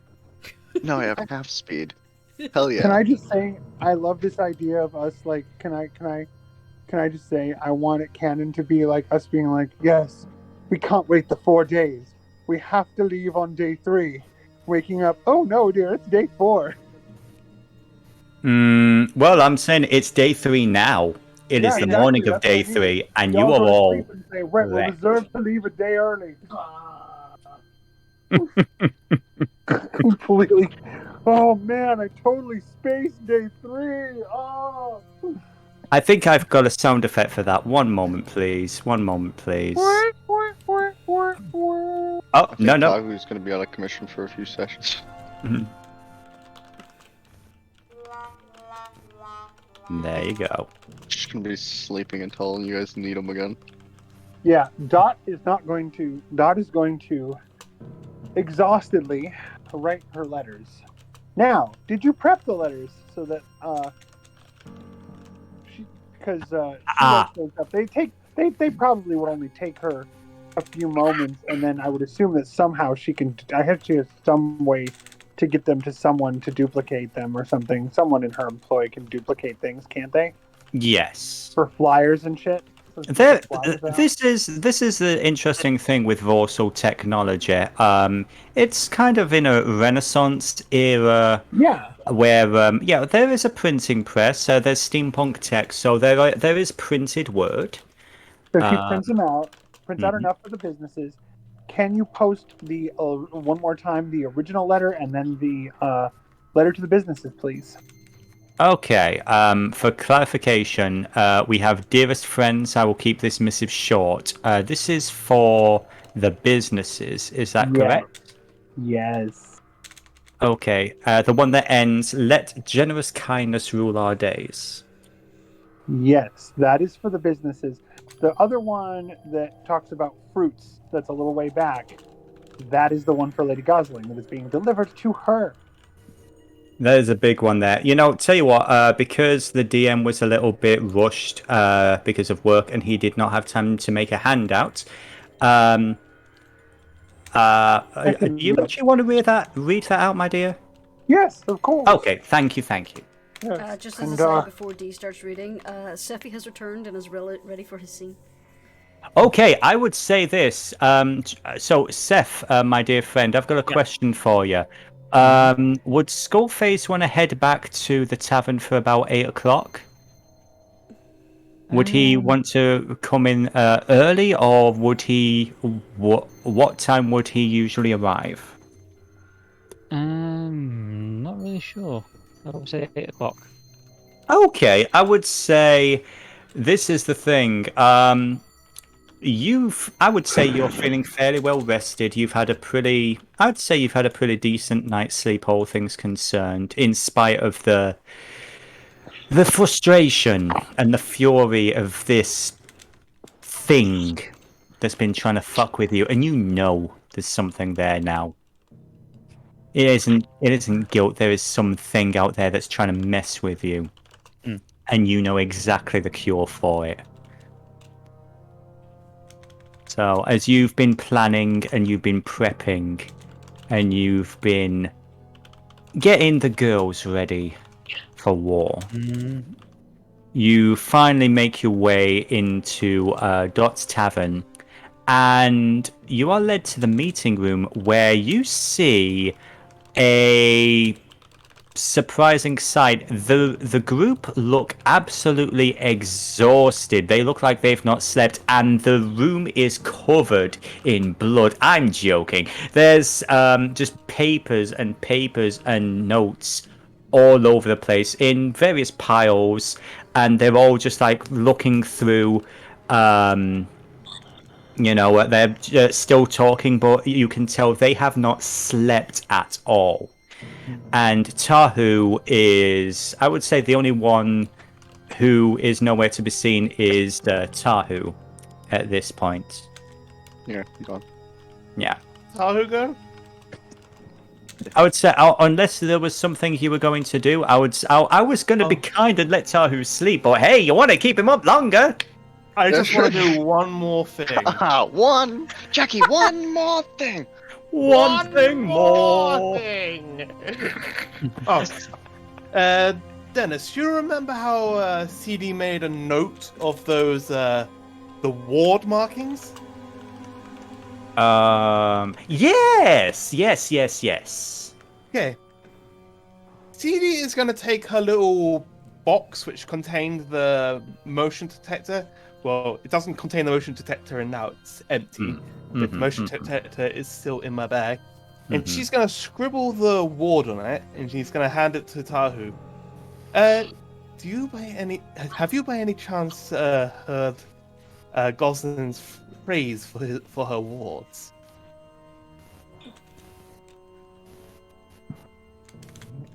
I remember that, don't I? You I do. Yeah, he does know that. You do. I do know that. I guess Tahu would say it. Okay. Okay, so Seedie's gonna lay it carefully on the table, and she's gonna stand back and throw a dagger at it, just to see if it works. So, Oh, dear God. the dungeon master wants a clarification because the dungeon master Dot has would slept. not let that happen. So you're talking about an actual box. Now, when did you? Is this something that you acquired when you were in Gosling's office? You actually stole a piece of. The motion detector came in a box. Yes. Like, and she's my taken cigarettes came in a box. Exactly. Yes. Neither of these were arcanely locked, however. No. And Seedie scrawled the. Okay. She's trying to copy it onto a box. I see. Dot would Dot know what that was doing, what that was about? Because that shit does not fly in the meeting room. I would say Dot's a little bit too exhausted to put two and two together. Seedie, roll me an attack with disadvantage for your dagger. Oh, right, yeah. Everybody's got disadvantage. Welcome to the club, guys. You get disadvantage. It's DM's dream. Roll what with disadvantage? A dagger with disadvantage. Yes, just yeah. Hey, So Dennis. okay. Hello, sir. You finally got your dream. Everybody's got exhaustion. Except for Skullface, but I'll get him. And Dog, actually. I'm assuming Dog had just been napping with Graz the whole time. And yes, Graz is absolutely curled up in the corner. Enough of this shit. They won't notice if we curl up down here. Skullface, you enter the meeting room to witness this. Basically, they all look exhausted. Hair is kind of puffed up at weird, basically, that gif of the dude with the wall full of notes and string. Yeah. They all look like that, and the walls at this point, I would say they kind of look like that, as they've been scrolling down little notes next to Tahu's information. And the second thing you see is Seedie trying to launch a dagger at this ornate-looking mahogany box, and the dagger just clanks to the floor. Oh, thank God. Oh. Yeah, I certainly wouldn't have wanted to explode something in the room full of papers. Oh, God. Did I get the phrase? Did you get the phrase wrong? Did I get the markings wrong? What? I'm gonna say everyone, we're all very tired. I strongly suggest no accent, no show put on. Go on, Steffi. Yeah, I'm going to say, does dagger stop in midair and close down, or does it just fall short? It doesn't fall short. She throws a dagger, and it basically, I would say, it kind of thunks a little on the wood, but it doesn't hold. It just like throwing a butter knife at a wall. It's just kung kung. Right. Okay. And the box moves a little from the force. Okay, here's something. I'm gonna have to roll a. Oh dear. She's gonna open the box.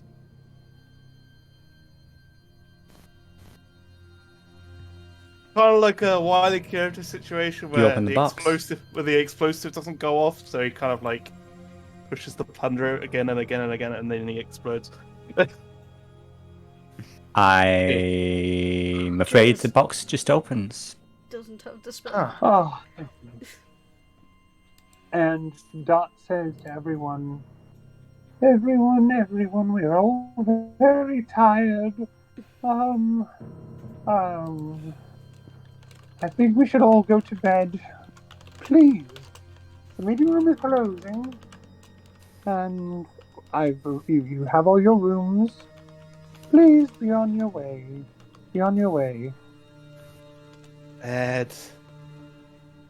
So Skullface, you come in nice bright early in the morning, looking forward to getting some work done, and everyone around you is apparently exhausted and wants to go to bed. What would you like to do?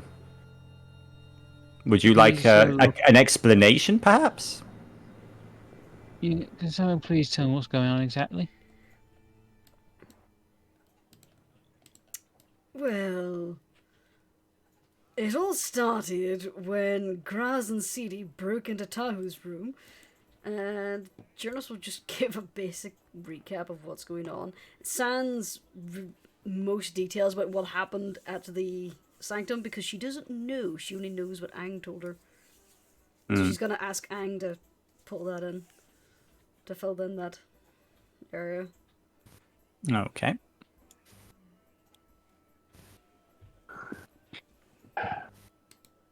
Skullface is just kind of doing that massage, just the bridge of his nose sort of thing under the mask. His fingers up under the edge of the mask.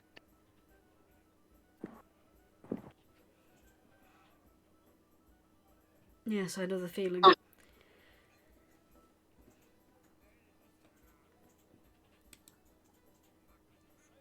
Right, so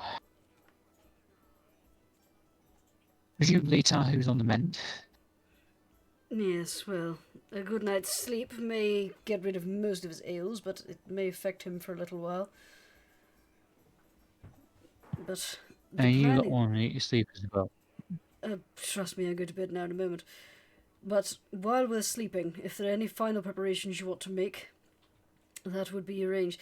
Actually, what you could do is you could probably see if you can contact Reap. Let him know that we are going ahead of the rest of the troop. And Reap will probably be able to help us contact the kobolds as further guides as well. Good idea. I'll go sort that. The player can't remember the name of the queen, but probably will. Jetfang. In the book that I wrote, her name is Sheelil Jetfang. Well, Jurnis will share the name and just basically say that they're willing to help us because we helped them out in the mine. So if we can make arrangements while we sleep, and then as soon as we wake, we can go. And then Jurnis is going to scoop up her goblin girlfriend, who is assumedly still passed out, and just go to bed. Okay. And at that, sorry. Go on. And as people, or I assume the others are all filtering out. And as they're filtering out, a very tired, very exhausted Dot nevertheless says, Did Dot see what Seedie was doing, even though she didn't put two and two together? She saw the knife in the box and all that. Yes. And then Dot says, very tiredly though, she says, and Seedie, you're done frittering about with your box. And then she tips her head and walks out.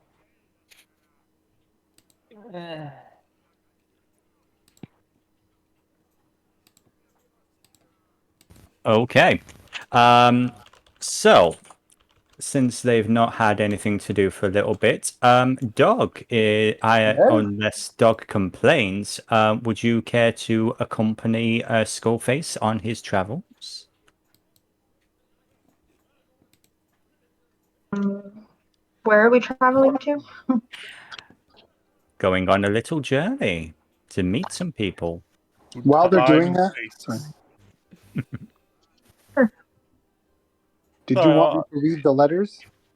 Oh, yes, there we go. Yeah, we were actually going to do that. Yeah, so, right, here's a quick question. Was Skullface given the letters to distribute or Dots P? Okay.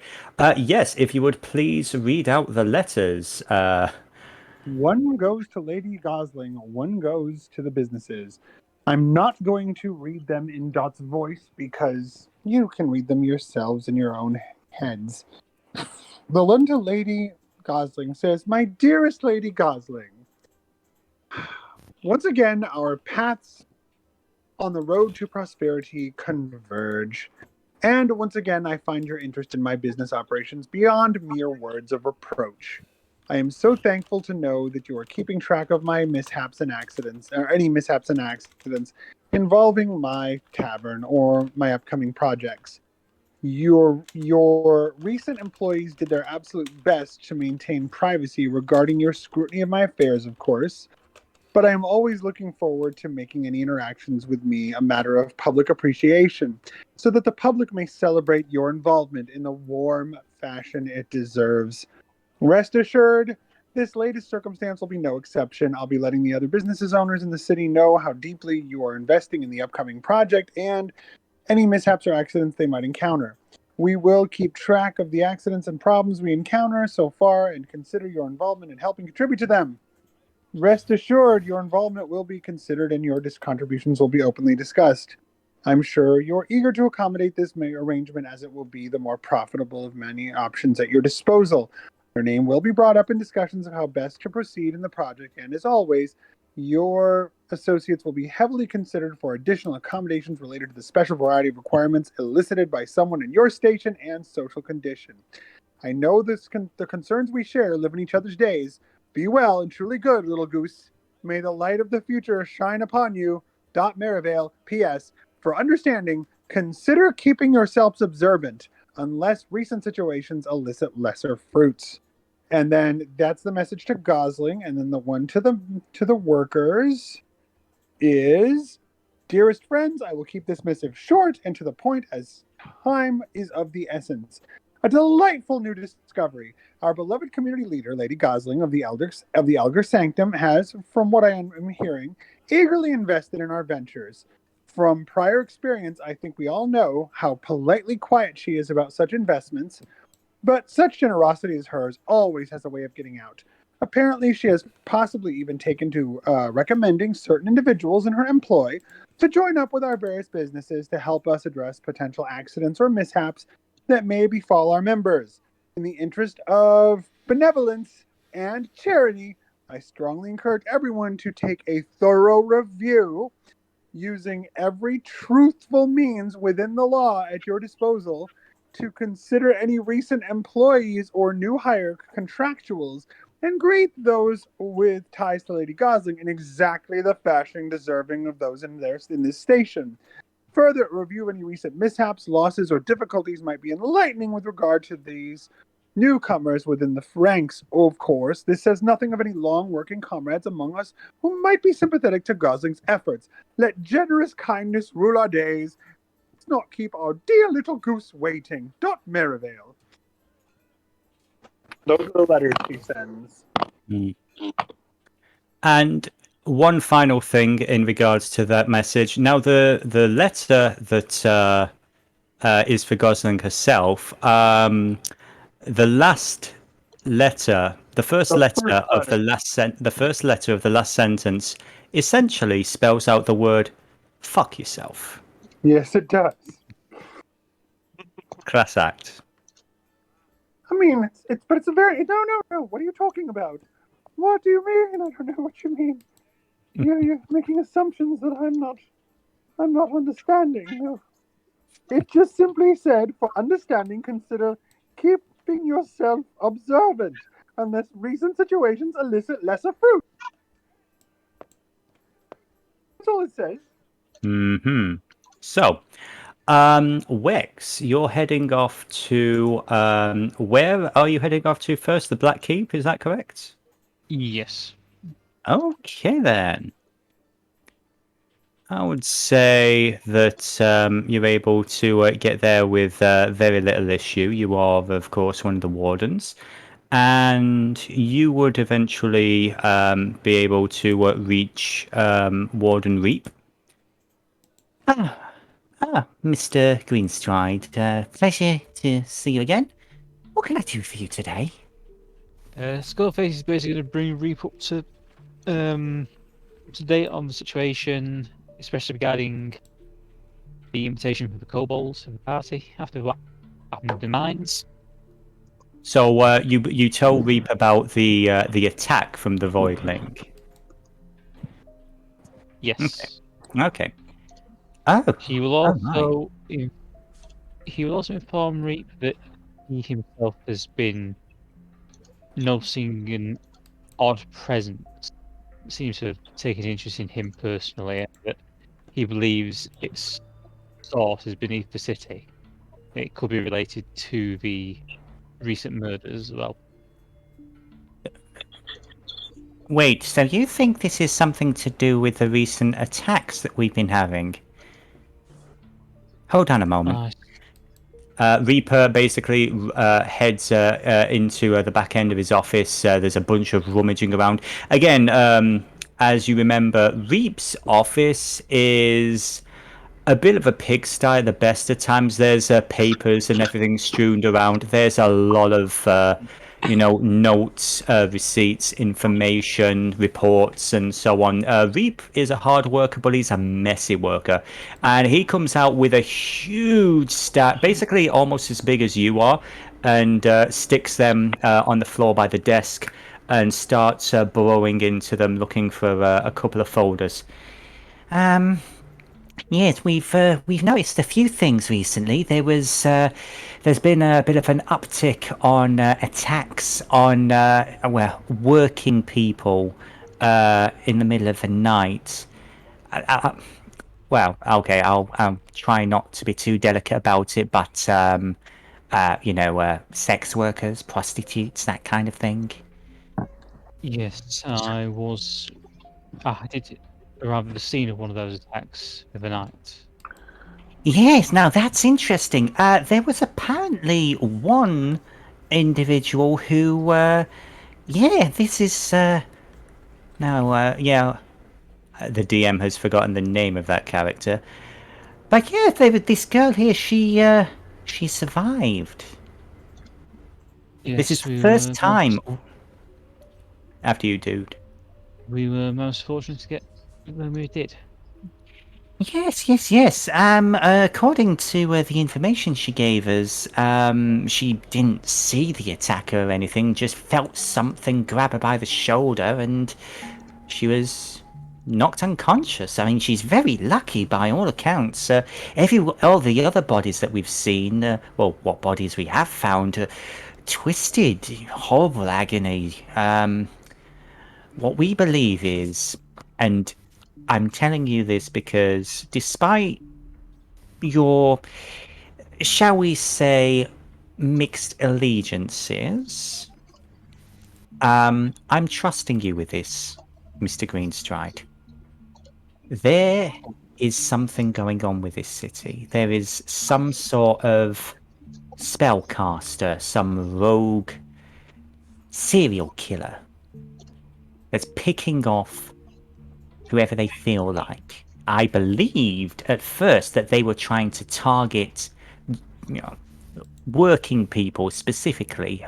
It does seem to be mainly females, and it does seem to have been, on the rise recently. However, and he reaches over for another string of folders.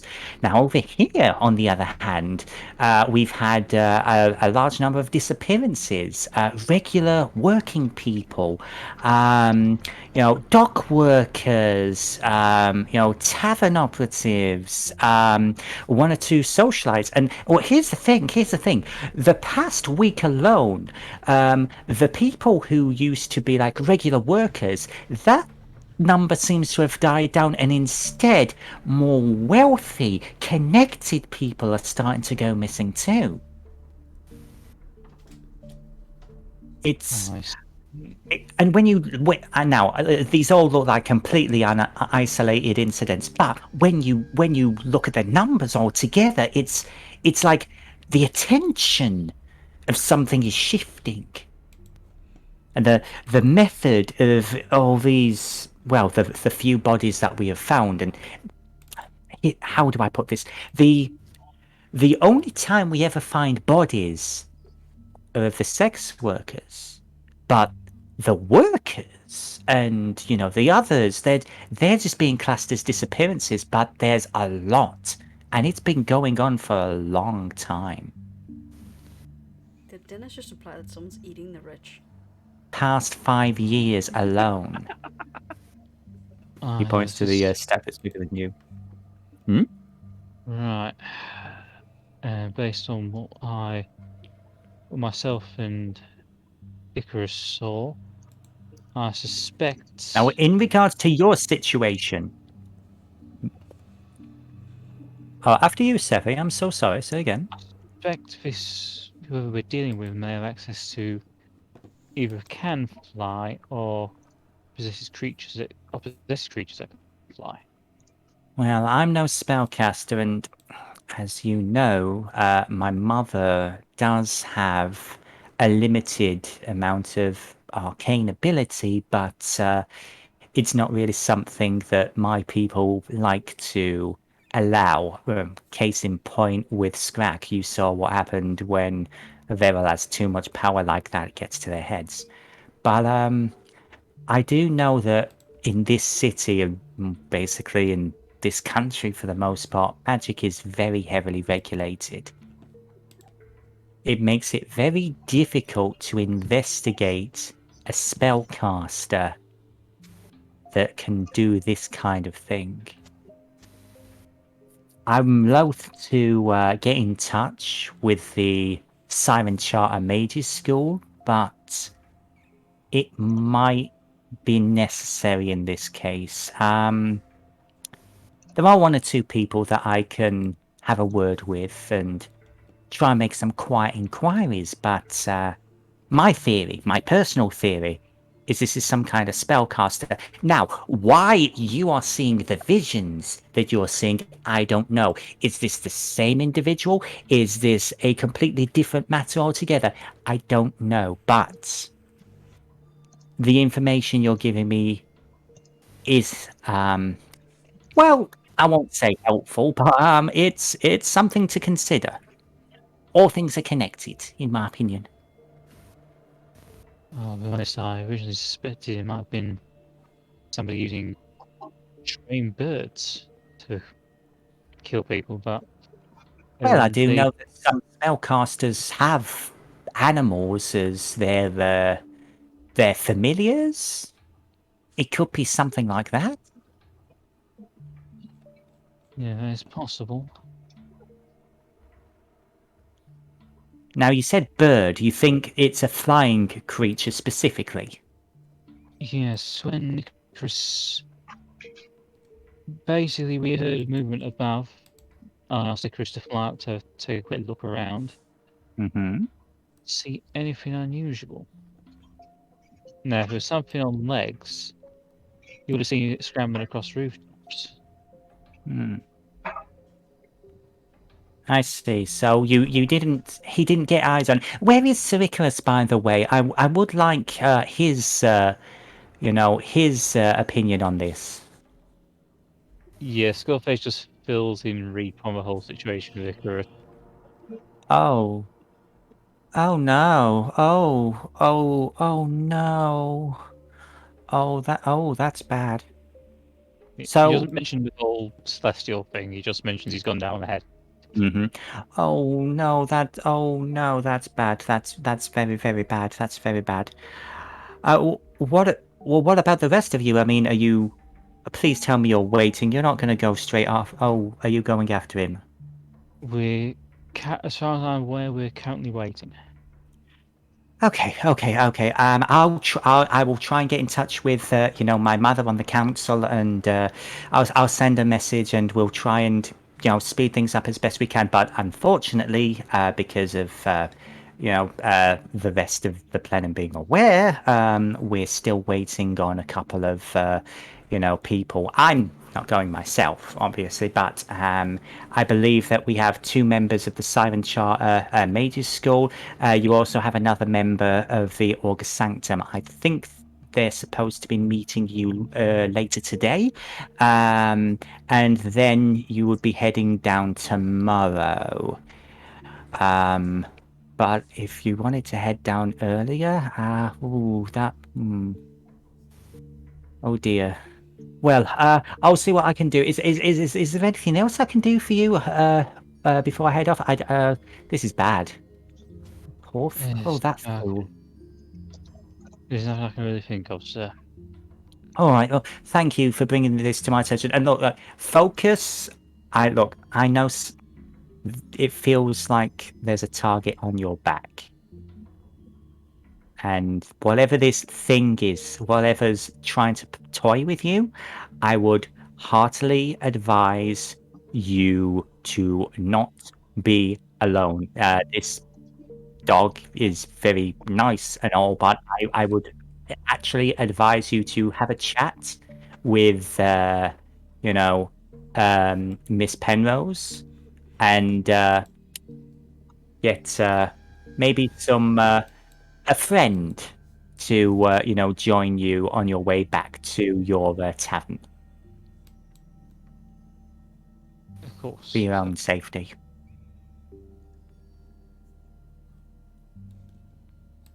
And Reap is going to scuttle off. So, I don't want to remove Reap's token now because I'm loving this little. That's so cute, and it kind of fits. It kind of fits. I like it. He is a little rotund gentleman. A little bit. Well, here's the thing. He may have a little bit of a paunch, but as you guys have seen, for a Veril, he's strong. He was cutting through those members of the Vrixis with great ease. So I'll say this. Roundabout. So here's the thing, to Skullface. Do you head over to see Auntie Margot. Yes. Okay. Before you go, not to interrupt, but before you go, does Skullface deliver one of the letters to? Does these people are part of the group? Oh. Yeah, I'm assuming that Skullface is going to hand off the stuff that Dot gave to him. Yeah. Okay. Yeah. All right then. I would say that Reap reads through it, blinks a few times. And it's like F. Oh no, that one was to Gosling anyway. It's just like blinks, reads it again. It's like, oh well, that's going to be fun meeting. Okay. And he just he skulls off. Yeah, Skullface hasn't actually read the letters, so. Oh, he hasn't actually read the letters. Okay, okay. God. Yeah. Beautiful. She distributes them to her people and everybody else to get them to the each group that's going to be part of this, including the businesses that are promoting, that are working, they're going to be working. So everybody got it. She's putting the heat on Gosling. Okay. Squeeze a little bit. She knows it won't do any good to stop her, but it'll fuck with her. Make things harder. Okay. Let me just get this taken care of. I don't know where the potato has gone. We'll just do theatre of the mind. So you head over to Margot's office. And we'll actually get rid of those tokens. Yeah, so you head over to Margot's office, and after a moment you're let in. She looks up from her desk. Oh, Rex, what can I do for your son? Rex is going to fill Margot in on what's been going on. Obviously, he has some idea what she already knows, so he doesn't mention that yet, but he doesn't neglect telling her, but it's a case of you just has that look on. You already know this, so I won't bore you with it. Extraneous details, sort of thing. Okay. Do you hand her the letter as well? Yeah. Okay. She takes it, she reads through it, and she just starts cackling. Okay, I need to meet this Miss Merville. Okay. I'd heard a rumor that she was an interesting character, but yeah, definitely want her on our side. Oh yeah, this is fun. Oh wow, Goose. Oh, I love it. Oh, this is Christmas. I'm gonna frame this. But yeah, no, seriously, this I've heard. Well, let's put it this way, Wex. We know that how dangerous the city can be. People going missing's nothing new, but if Rat Boy's a little bit concerned, and you are getting visions like what you mentioned, well, that is a cause for concern. So I'm going to send a friend with you. And she looks up to the ceiling. You want me to keep an eye on him? If you'd be so kind, Mr. Sunshine. I would prefer to remain indoors, but if that is your wish, Miss Penrose. You feel a slight breeze above your head as the door behind you opens. After you, Mr. Greenstride. Thank you, Mr. Sunshine. Margot, I also, Bernardi Tyro, I did talk to Keith about discussing with you possible arrangements. Yeah. So we've had a lot on our plates recently, but yeah, I was considering putting in a little bit of an offer. Get the cartel to own another bit of property topside. Can't hurt. Unfortunately, it seems that somebody else has already stepped in and they're trying to buy the place out. Now, you would know these people. Very interesting development. You heard of this miraculous return from the dead of a certain Christina Fabrida? Yes, I have, Margot. Well, looks like the Fabridas are over there right now, and they're in the process of getting some papers signed. Interesting. Yes, Miss Springsteen, well, all of us got rather attached to the place, and, well, I find different ways to save it. Very noble of you. And I'm glad that you were coming to me, my friend. I'm glad that you came. Unfortunately, it seems you came a little too slow. Shame, but Christina and I go back. I'm still trying to process the fact that she's alive. She hasn't said anything about where she's been these past few years. Always been a bit of an interesting one. So I'm looking forward to having a sit-down chat with her. Maybe today, maybe tomorrow. But I would like a chat with her at some point. Of course, Margot. Thanks very much for considering. Take care of yourselves down there. Margot gives you a... You've known Margot for the majority of your life. Actually, you've known her for your entire life. She's your godmother. And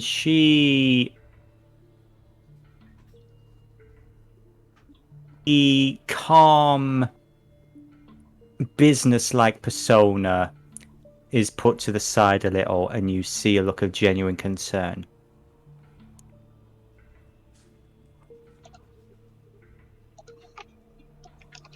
By any means, and you can take care of yourself, but I want you to be very careful down there. Between you and me,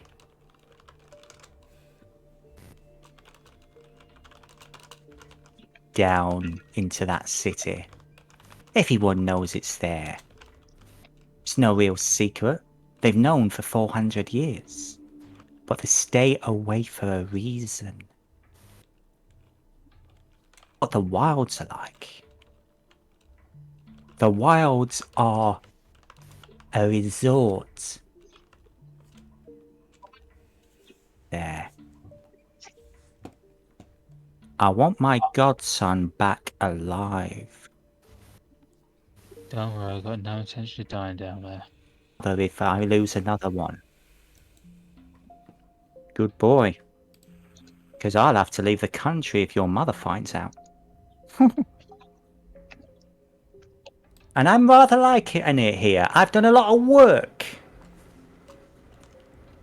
So, don't make me look like I got shit on my face, alright? I'll go.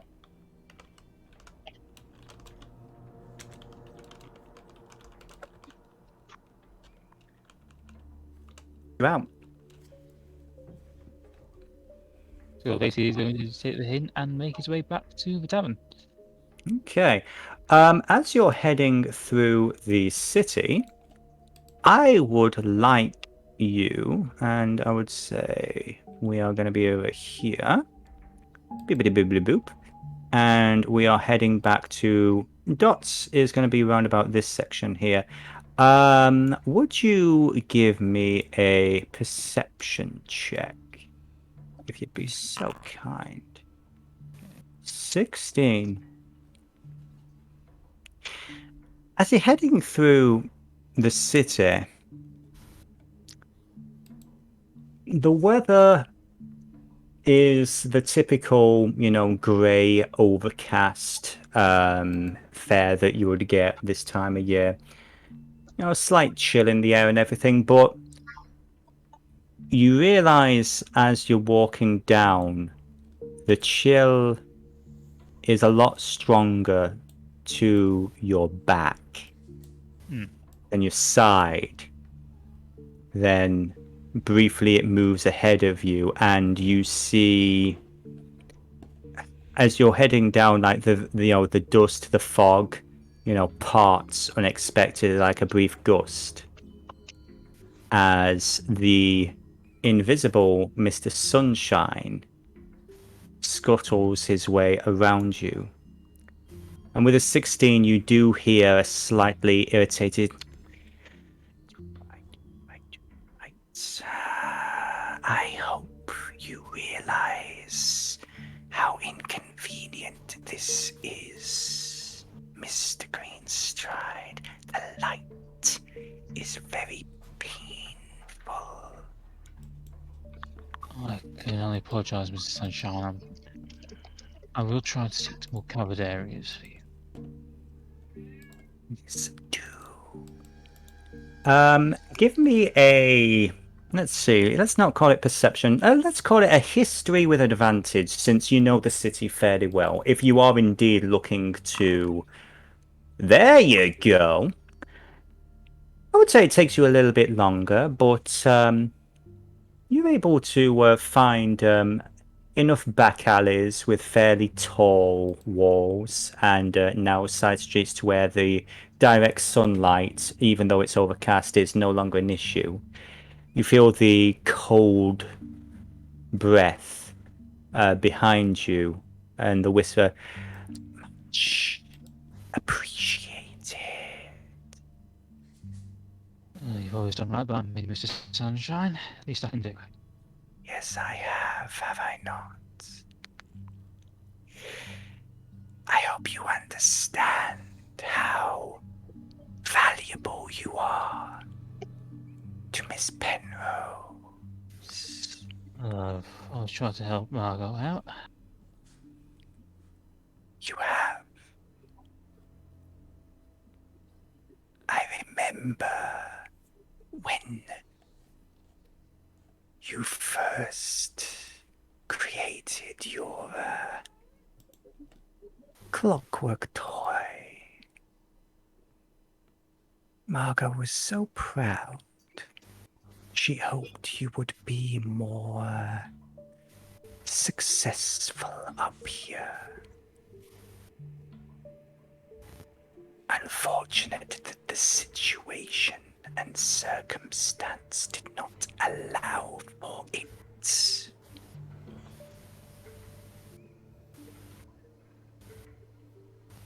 Yeah, well, that's the way things go.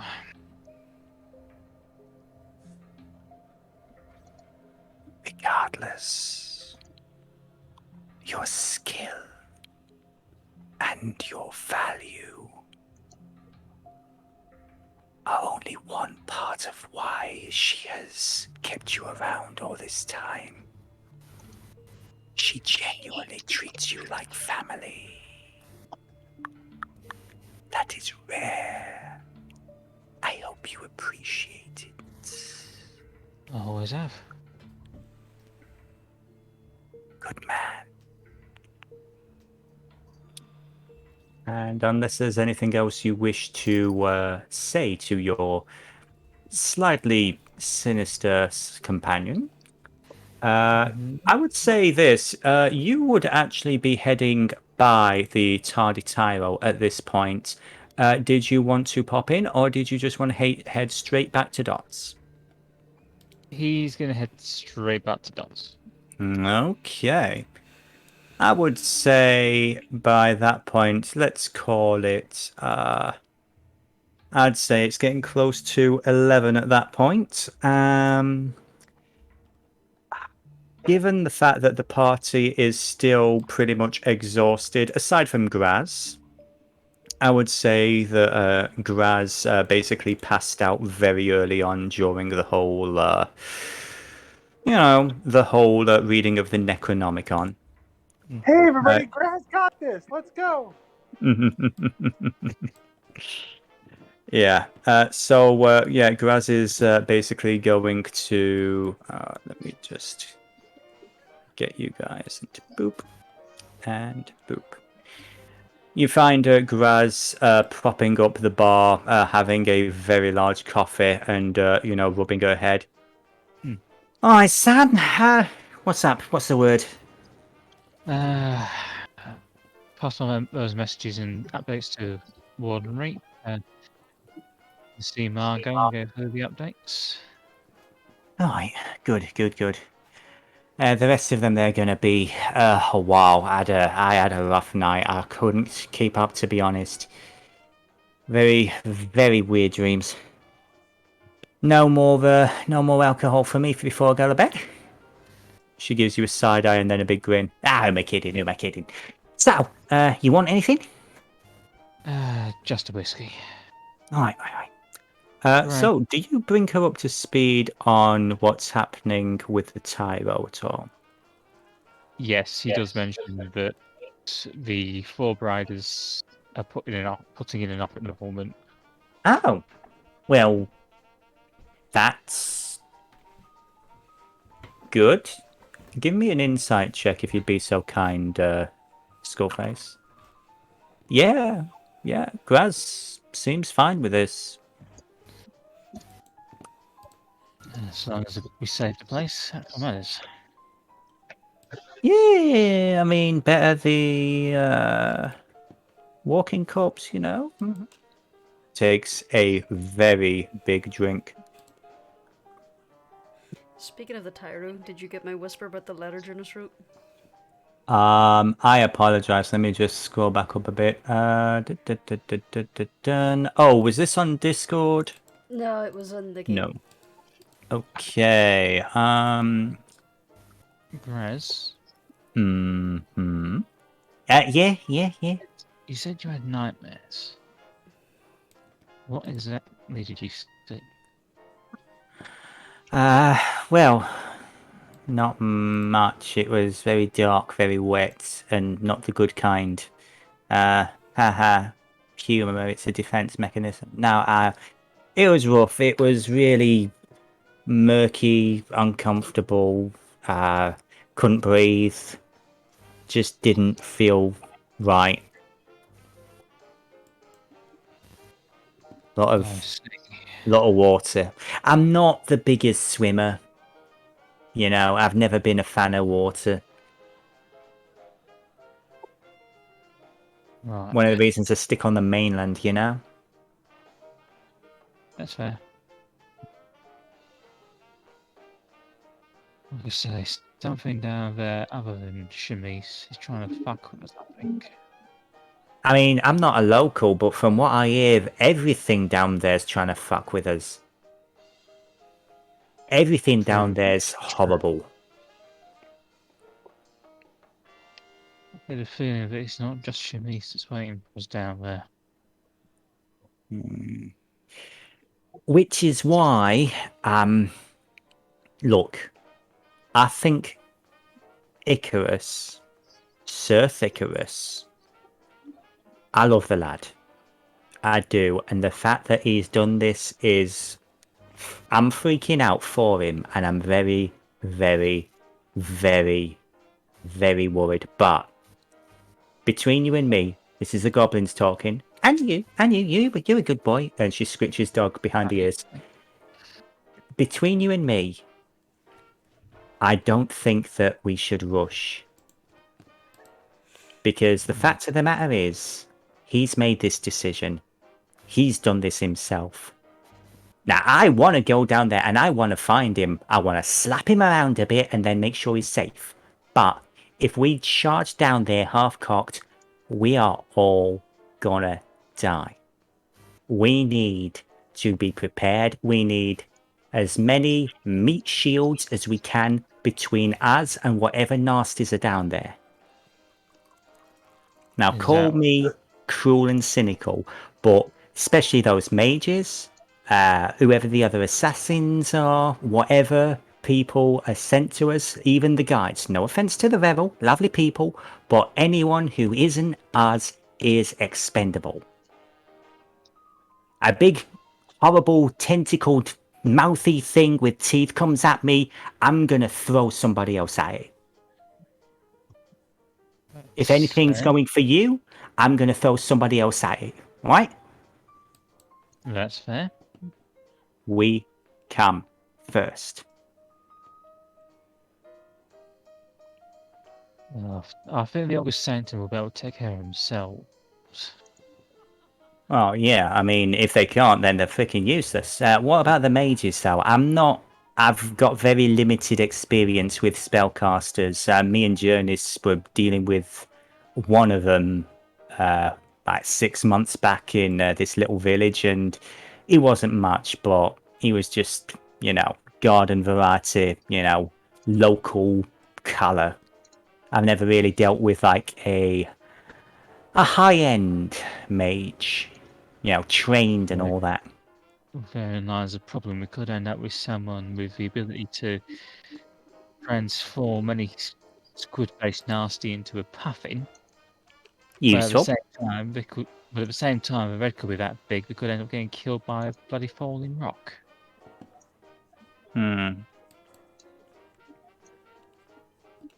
Well, regardless, we need to be very careful. We need to look out for each other, because you are all family, and Mama Graz is going to take care of you, as long as you're smart and do as you're told. All right, son? Of course. Good boy. Besides, we have someone else coming down, haven't we? Who can probably keep an eye on Siren Charter for us. Yeah, who else have we got again? So let's go over the list. We've got 2 of the Veril. We've got... They said they were going to bring another one of their assassins. I don't remember who that was.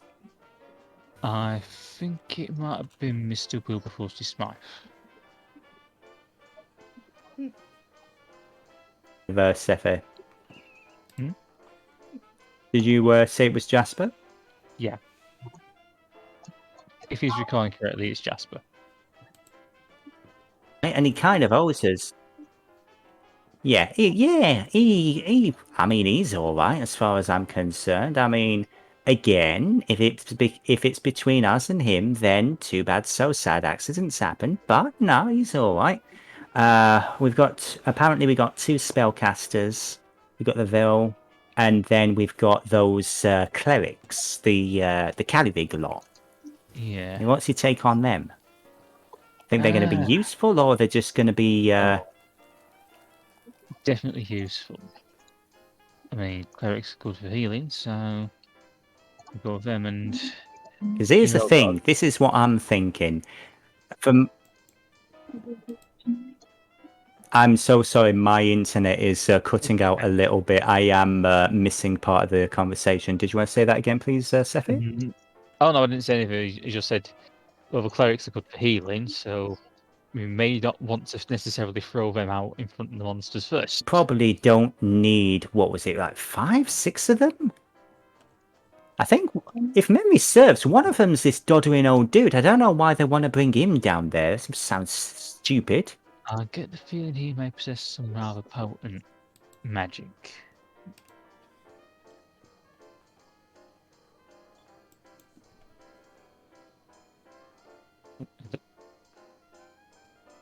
Yeah. You're breaking up, Sefi. Yeah, it's yeah. Yeah, you just said this old guy may have some rather potent magic. Right. Well, that having been said, though, not all of them are going to be that useful in a fight. It's like I was saying before, one of them's this doddering old dude. I remember when we first met him while we were doing all that stuff with that missing gnome cleric. I mean, one of them doesn't know what planet he's on. What are they thinking bringing an old dude down? That Okay, he may possess some. He may possess some knowledge of the Voarcel down there. yeah, that's flipping up. So, still, for my money, no offense to Icrius. Again, I love him, and I'm gonna try and protect him when we find him after I've beaten him. However, the clerics, that was his deal. He's not there, so they are superfluous to our requirements. Personally. Well, there is one other person who's coming down with us. Refresh my memory. I believe you met her when she was crouched on the end of yours and Jurnis' bed. Oh, good, the psycho! Yay! Oh, great. Well, you know what? Sure, no disrespect, but, yeah, I'm gonna be towards the back. She can be at the front. How's that sound? I don't think you should have it any other way, to be honest with you. Good, well, everybody wins. Fucking psycho. Seriously, have you ever met that woman properly? It's like, seriously, I'm asleep with my girl, and suddenly I wake up and these eyes are just like, hi. That's weird. No normal people don't do that. Yeah, it surprised me when I found out that it was. I really can't tell if it's just act or not.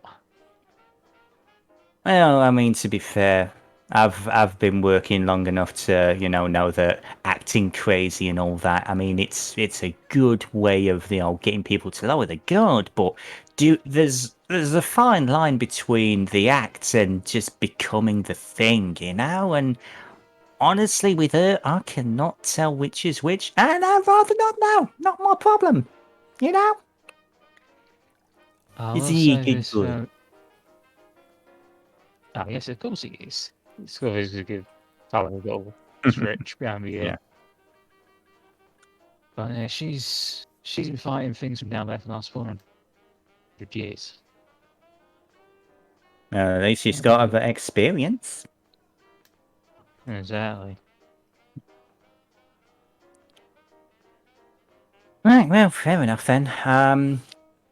Probably in the next hour or so, some people are going to start showing up here, have a nice big group meeting. Look, as long as we're on the same page, I know you're your own man and everything, but I would be a lot happier if we can agree that we're not charging down there tonight.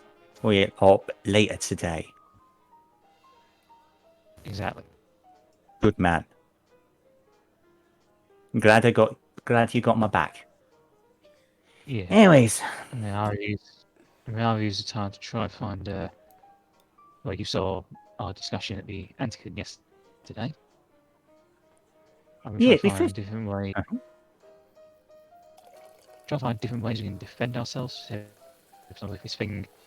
Yeah, Dr. Tentacle Blue Man Group. Yeah, he gave us some nets. Might be useful for catching stuff, I guess, but I mean, that's a point actually. Yeah, Seedie had that weird gun. I mean, do we want to try and buy some more of those? I mean, that might be useful. I mean, time's getting on. And plus, do we really want, the mages to see him? I can imagine that would be an interesting conversation. Yeah, I mean, there's some people, myself, are able to simulate magic. And they tend to get a bit uppity when they tech. They can do their little party tricks.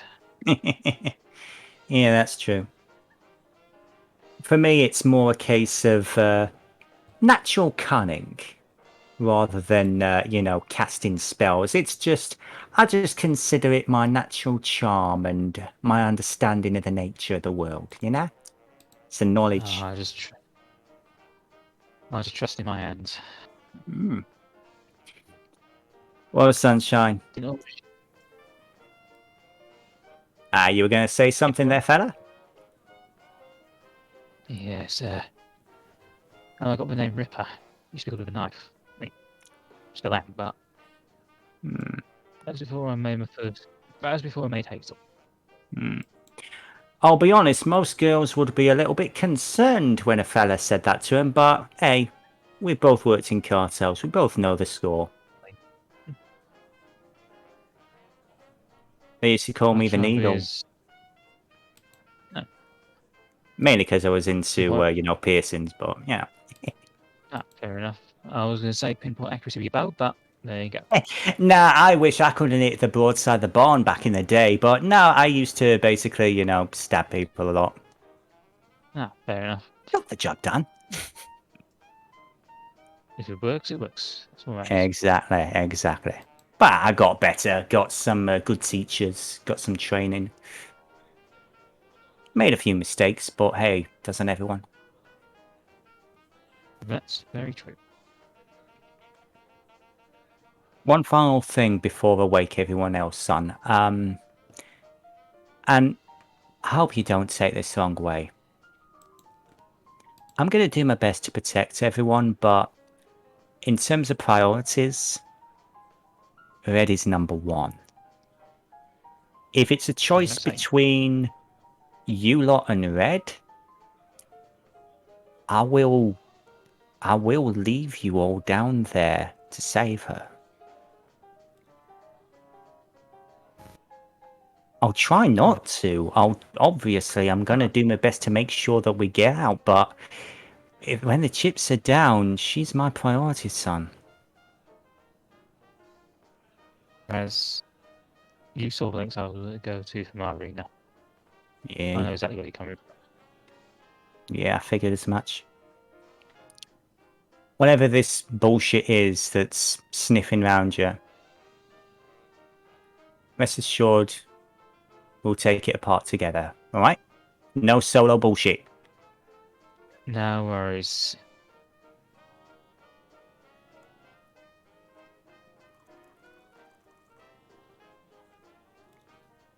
Yeah, so we're just going to keep sipping his whiskey. And she hands you a drink. And yeah, she's going to enjoy some whiskey too. And she will get upstairs and she will finally wake up the rest of the crew. So I would say at this point, everybody has a point of exhaustion, except for the poor, abused, tormented Tahu. Does the long rest not get rid of the point? Only No. one. You only Still get rid have- of one exhaustion point, and now I have only one left. Wait, we all have exhaustion still?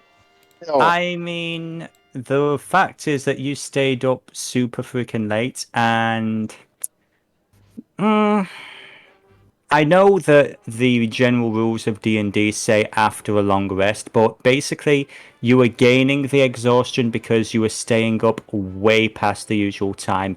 Now, to be fair, to your point, you have always gone to bed up until 12 o'clock in the afternoon. So, I'm going to say this. Everybody make a Constitution saving throw.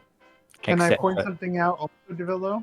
Yes. We did give them all warm maple, not maple, sugar malt beverage, which encourages restful sleep. I would say we're going with advantage then, because I'm kind. And that includes Dot herself. Dot imbibed. And so did Tahu. Yes. does that cancel out my disadvantage roll? If someone could roll with me, Yeah. So it'll be a straight roll. I've taken care of Dot's roll. okay. Aww. So, I would say, yeah, it's going to be advantage for everybody but Tahu. It's going to be a straight roll. The DC is 10. So, I would say Jurnis nat 20, Dot a 7, Seedie a 17, Ang an 11, Tahu 11, and no, Fallon was fine, but Fallon was doing So very the only well. one who's exhausted is Dot. Yeah. Because she had to stay up writing her letters and make sure that everyone got everything that they needed and was making sure that the other party members were okay. So she is a tired cow. She is very tired. I'm still technically tired. Okay. Come on, everyone, it's past your bedtime. Oh. More sleep. Hmm. Dots, did you Yeah. just barge into my room and wake me to tell me it was past my bedtime? No, that was out of character. It was a cow pun. I know. Pasture. I know. Oh, I didn't even catch that. Okay. So I would say we are getting close to the wrapping up point for this particular session. You will be visited by some people shortly who will be they are supposed to be joining you on your delve tomorrow. However, is there anything that you wish to do immediately as you get up? What are your basic plans for the immediate time between now and then? Do you plan to wait? Dot wants to make absolutely sure that everyone involved gets the letter to the highest level she can get it to, so that she makes sure that anyone who comes by is not working for Lady Gosling. Okay. And she's also going to be putting her ear to the ground to find out what Lady Gosling... She wants to know how Lady Gosling enjoyed her letter when she gets it, if that is something she can find out at some point. Okay. And then she's going to take a nap while the others plan. She says she puts Lacey in charge. She says she's really tired. She's older. She can't handle a point of exhaustion. Fair enough. She's got to get Anybody else? Jurnis is just going to make arrangements for that letter to be sent. Yes, that can be done fairly easily. What would you like to sniff, dog?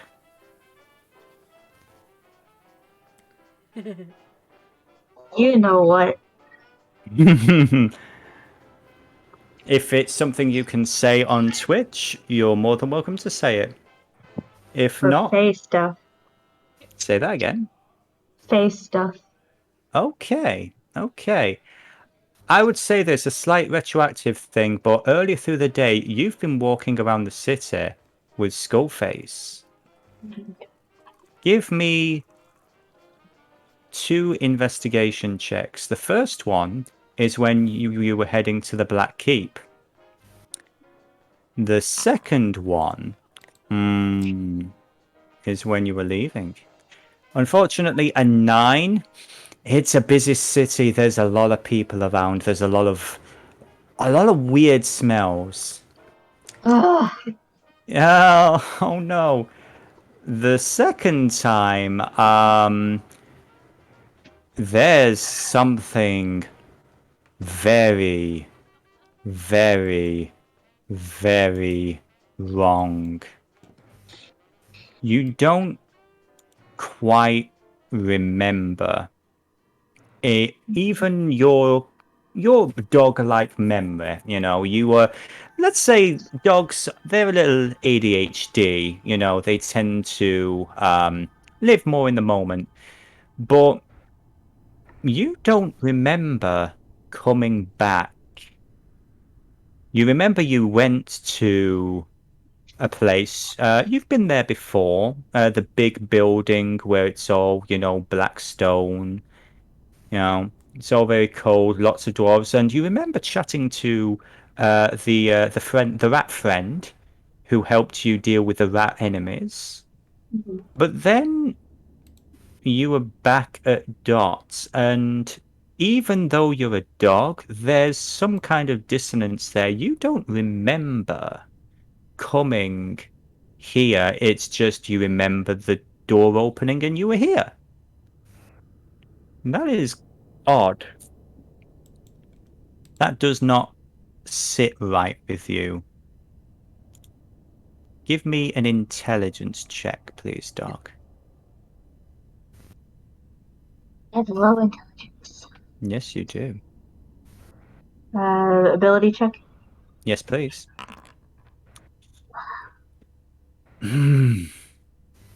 Something's missing. So I Maybe it's don't remember going from the building to here. Yeah, you remember going from here to the building.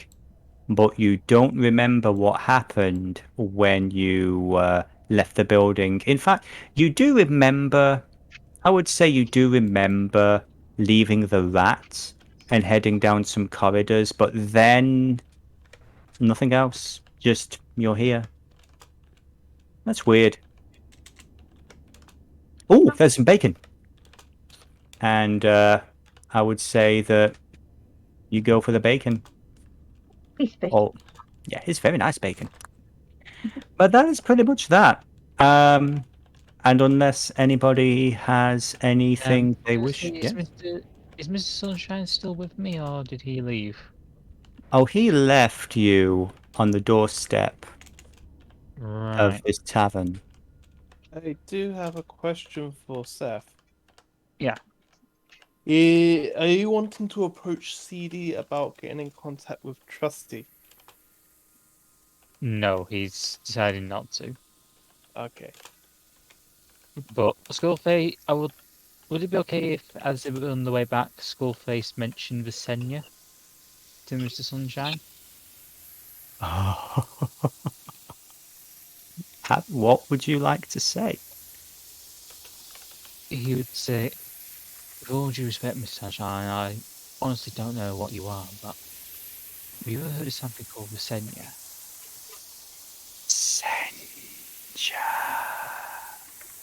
That's one. The presence stops. You can't quite see it, but you feel like the motion, the coldness that moves around you stops. Almost seems like you're alone for a moment before again. Would you please explain to me what you know of the Senja? All I know is that Icrius lad, some kind of magic glamored sword that mentions it is the blade of a Kalaya. The Kahaya, yes. Those are very old and particular words. I would be careful who you share them with. They can get you the wrong kind of attention. If you want information on the Senja, I might have a way of doing that. I would like a wisdom saving throw from Skullface, please. Okay, wisdom save.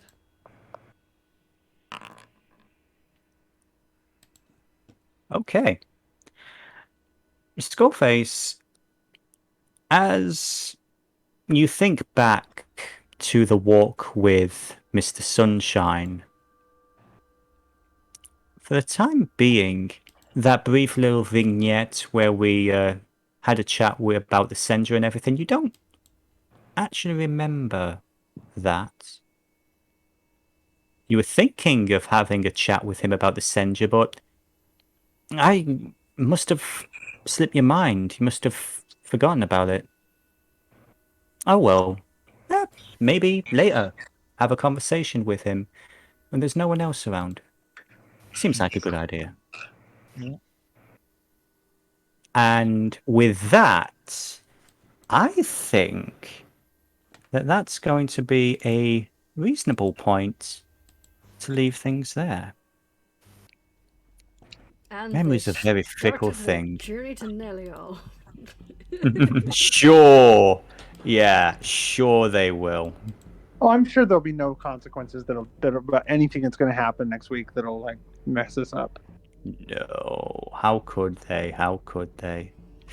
So, as is tradition, questions, comments, and of course, theories.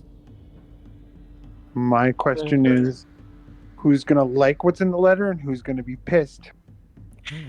That's I my would big say this question. just for flavor somewhere out there to, where the August Sanctum is, there may have been a scream of insane fury, windows shattering. Hold up. Window shattering in the August Sanctum? Associates running in terror. A very, very angry halfling woman. Um, I have to ask, is the DM? doorman in Yes? danger? Yes, Frux? are you serious about the window shattering? No, that was just flavor. That was just flavor. There was a Vibrating, like- maybe. was gonna Vibrating. Gonna say, if she did, she would have set off her awards unless she, you know, turned them off.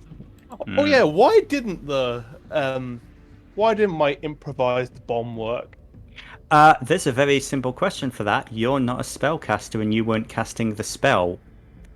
Yeah, you were just drawing a picture. Honestly, I knew that actually.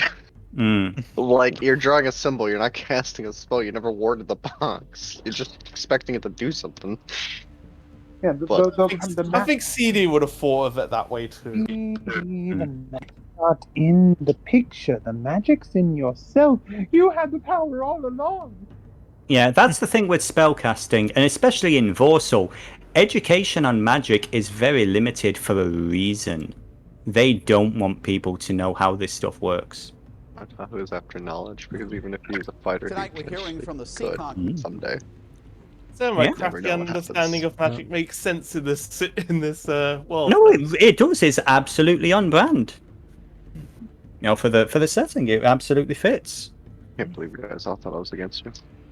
Oh, no, we never thought that, Cream. No. No. Cream. So You many, silly herb. many a revelation. Yes, gonna lots say, of people know this stuff. I was going to say, Skullface make him note of Mr. Sunshine saying he doesn't like the sunlight. You broke up a little bit. So Skullface. Mm-hmm. Skullface has made a mental note of Mr. Sunshine doesn't like the sunlight like a certain other creature we recently encountered. It's almost like it's a humorous name. Almost like it's a ironic name or something. Well, of course, he can't remember the conversation he had with him, so Yeah, I mean, you remember most of the conversation. You just don't remember the fact that you asked about anything to do with the Senja, which absolutely did not set him off in any way. No. No. So you now know that Mazina is basically trying to release his race, the Voidlings. That are apparently they are being. You don't know where they're being held, but apparently, very large numbers of them are being held somewhere by something else. And it's not like that wasn't part of the prophecy picture. No, not at There's all. A whole bunch of them on the, breaking out of something. Lady Round. Christina Forbrider is back in town and she's alive and well after a 3-year disappearance. Yeah. Or was it 2 years? I think we agreed it was actually 2 years that Miss Courtesy was looking for her, so it's a 2-year disappearance. Mm-hmm. So yeah, because nobody aside from certain members of the party know what she is. And we ain't Graz saying is shit about it. Graz is freaking out that an undead now owns the tavern. Dots is safe. Yeah, Graz is going to be doing a lot more drinking at Dots now. Heavy drinking. Graz is aware I will that say Jurnis the only basically has a downside is- controlling interest in this tavern now, right? Yeah, she thinks you're an idiot.